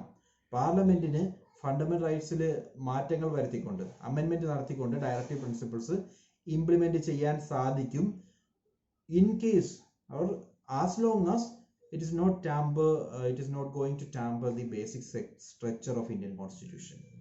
ഇന്ത്യൻ കോൺസ്റ്റിറ്റ്യൂഷന്റെ ബേസിക് സ്ട്രക്ചർ മാറ്റം വരുത്താത്തിടത്തോളം കാലം പാർലമെന്റിന് അമെൻമെന്റ് വഴി ഡയറക്റ്റീവ് പ്രിൻസിപ്പിൾസ് ഇൻട്രൊഡ്യൂസ് ചെയ്യാം. ഫണ്ടമെന്റൽ റൈറ്റ്സ് അമെൻഡ് ചെയ്ത വഴി ഡയറക്റ്റീവ് പ്രിൻസിപ്പിൾസ് ഇൻട്രൊഡ്യൂസ് ചെയ്യാനുള്ള പ്രൊവിഷനുണ്ട്. ഓക്കെ, ഇത്തരം കാര്യങ്ങളാണ് കേസ് ലോയിൽ പറഞ്ഞത്. ഓരോ കാര്യങ്ങളും ക്ലിയർ ആണെന്ന് ഞാൻ വിശ്വസിക്കുന്നു. സ്റ്റാർട്ടിംഗ് പോയിന്റ് തൊട്ട് ചെമ്പകം ദൊരൈരാമൻ കേസാണ് ആദ്യം പറഞ്ഞത്. അതിൽ ഫണ്ടമെന്റൽ റൈറ്റ്സിന്റെ സബോർഡിനേറ്റ് ആണ് DPSP എന്നാണ് ആ കേസിൽ പറഞ്ഞത്. രണ്ടാമത്തെ ഗോലഖ്നാഥ് കേസിൽ പറഞ്ഞത് സാക്രോസാക്റ്റ് ആണ്, അതുകൊണ്ട് ഒരു കാരണവശാലും പാർലമെന്റിന് മാറ്റങ്ങൾ വരുത്താൻ സാധിക്കില്ല. ദെൻ ഗോലഖ്നാഥ് കേസിന്റെ റിസൾട്ടായിട്ട് അല്ലെങ്കിൽ അതിന്റെ റിയാക്ഷൻ എന്നുള്ള രീതിയിലാണ് 24th കോൺസ്റ്റിറ്റ്യൂഷൻ അമെൻമെന്റ് ആയിട്ടും 25th കോൺസ്റ്റിറ്റ്യൂഷൻ അമെൻമെന്റ് ആയിട്ടും പാസ്സാക്കിയത്. 24 പറഞ്ഞത് പാർലമെന്റിന് ഏത് ഫണ്ടമെന്റൽ റൈറ്റ്സ് വേണമെങ്കിലും അമെൻഡ് ചെയ്യാമെന്നും 25 പറഞ്ഞത് ഒരു പുതിയ പ്രൊവിഷൻ ആർട്ടിക്കിൾ 31C ഇൻട്രൊഡ്യൂസ് ചെയ്യുകയാണ് ചെയ്തത്. ദെൻ കേശവാനന്ദ ഭാരതി കേസിലെ അമെൻമെന്റുകളെ പറ്റി നമ്മൾ പറഞ്ഞു. 31C വരുന്ന എക്സ്റ്റൻഷൻ സെക്കൻഡ് പ്രൊവിഷൻ എന്ന് പറയുന്നത് വാലിഡ് അല്ല. സെക്കൻഡ് പ്രൊവിഷൻ എന്തായിരുന്നു? അതായത് ഈ പറയുന്ന മാറ്റങ്ങൾ വരുത്താനുള്ള ഒരു പ്രൊവിഷൻ കോടതിയിൽ ചോദ്യം ചെയ്യാൻ പറ്റില്ല എന്നാണ് സെക്കൻഡ് പ്രൊവിഷനിൽ പറഞ്ഞത്. ആ പ്രൊവിഷൻ വാലിഡ് അല്ല എന്നാണ് കേശവാനന്ദ ഭാരതി കേസിൽ സുപ്രീം കോടതി പറഞ്ഞത്. ദെൻ അതിനുശേഷം 42nd അമെൻമെന്റ് ആക്ട് ഓഫ് 1976 പ്രകാരം 31C ഫസ്റ്റ് പ്രൊവിഷനിൽ കുറച്ച് അമെൻമെന്റ് വരുത്തി. അതായത് എല്ലാ DPSPക്കും ഫണ്ടമെന്റൽ റൈറ്റ്സ് ആയിട്ടുള്ള 14, 19 and 31 കൂടുതൽ പവർ ഉണ്ട് എന്ന് പാർലമെന്റ് തീരുമാനിച്ചു. അത് തെറ്റാണെന്ന് സുപ്രീം കോടതിയും പറയുന്നു. ദെൻ ഇവൻ ദോ 39B ആദ്യം പറഞ്ഞ പൊസിഷൻ 39Bക്കും 39Cക്കും ആർട്ടിക്കിൾ 14 ആർട്ടിക്കിൾ 19 പവർ കൊടുത്തിട്ടുണ്ട്. ദെൻ 44th കോൺസ്റ്റിറ്റ്യൂഷൻ അമെൻമെന്റ് ആക്ട് പ്രകാരം 31 എടുത്ത് കളയുന്നു. മിനർവ മിൽ കേസ് വന്നപ്പോൾ സുപ്രീം കോടതിയുടെ സ്പെഷ്യൽ വേർഡിക്റ്റ് ഇതാണ്, രണ്ടും ഈക്വൽ ആണ്, രണ്ടും ഒരേ രീതിയിൽ പോകണം, ഫണ്ടമെന്റൽ റൈറ്റ്സിനും DPSPക്കും ഒരേ റെലവൻസ് ആണ് കൊടുക്കേണ്ടതെന്നാണ് പറഞ്ഞിട്ടുള്ളത്. ഇപ്പോഴത്തെ പൊസിഷൻ നോക്കുമ്പോൾ ആദ്യത്തെ പൊസിഷൻ പോലെ തന്നെയാണ്. ഫണ്ടമെന്റൽ റൈറ്റ്സിന് പവർ ഉണ്ട് DPSPയെക്കാളും, എന്നാൽ പാർലമെന്റിന് അമെൻമെന്റ്സ് നടത്തിക്കൊണ്ട് DPSP ഇൻട്രൊഡ്യൂസ് ചെയ്യാം. ഒരു കണ്ടീഷൻ ഉള്ളത് ബേസിക് സ്ട്രക്ചറിൽ മാറ്റങ്ങൾ വരുത്താൻ പാടില്ല. There are some directives outside Part 4. Part 4ന് പുറത്തുള്ള ചില ഡയറക്റ്റീവ് പ്രിൻസിപ്പിൾസ് ഉണ്ട്. അതൊന്ന് ജസ്റ്റ് പറയാം. ഒന്നാമത്തത് climbs of SC/ST article 335 SC/ST റിസർവേഷനെ പറ്റിയും SC/STയുടെ ഇംപ്രൂവ്മെന്റിന് വേണ്ടി സ്റ്റേറ്റ് ആക്ട് ചെയ്യണം എന്ന് പറയുന്നുണ്ട്. ഇതൊരു ഡയറക്റ്റീവ് ആണ്, പക്ഷേ പാർട്ട് 4ൽ ഇൻക്ലൂഡ് ചെയ്തിട്ടില്ല. ദെൻ മദർ ടങ്ങിലുള്ള ഇൻസ്ട്രക്ഷൻസ് പ്രൊവൈഡ് ചെയ്യുക, മദർ ടങ്ങിനെ പ്രൊമോട്ട് ചെയ്യുക എന്നുള്ളത് ആർട്ടിക്കിൾ 350A പറയുന്നുണ്ട്. അതും DPSPക്ക് പുറത്താണ്, എവൻതോ സ്റ്റേറ്റിന്റെ ഡ്യൂട്ടി ആയിട്ടാണ് പറയുന്നത്. മൂന്നാമതായിട്ട് ഹിന്ദി ലാംഗ്വേജിന്റെ ഡെവലപ്മെന്റിന് വേണ്ടി സ്റ്റേറ്റ് ആക്ട് ചെയ്യണം എന്ന് പറയുന്നുണ്ട്. അത് ആർട്ടിക്കിൾ 351 ആണ്, ഹിന്ദി ലാംഗ്വേജിന്റെ പ്രൊമോഷന് വേണ്ടി സ്റ്റേറ്റ് ആക്ട് ചെയ്യുക എന്നുള്ളത്.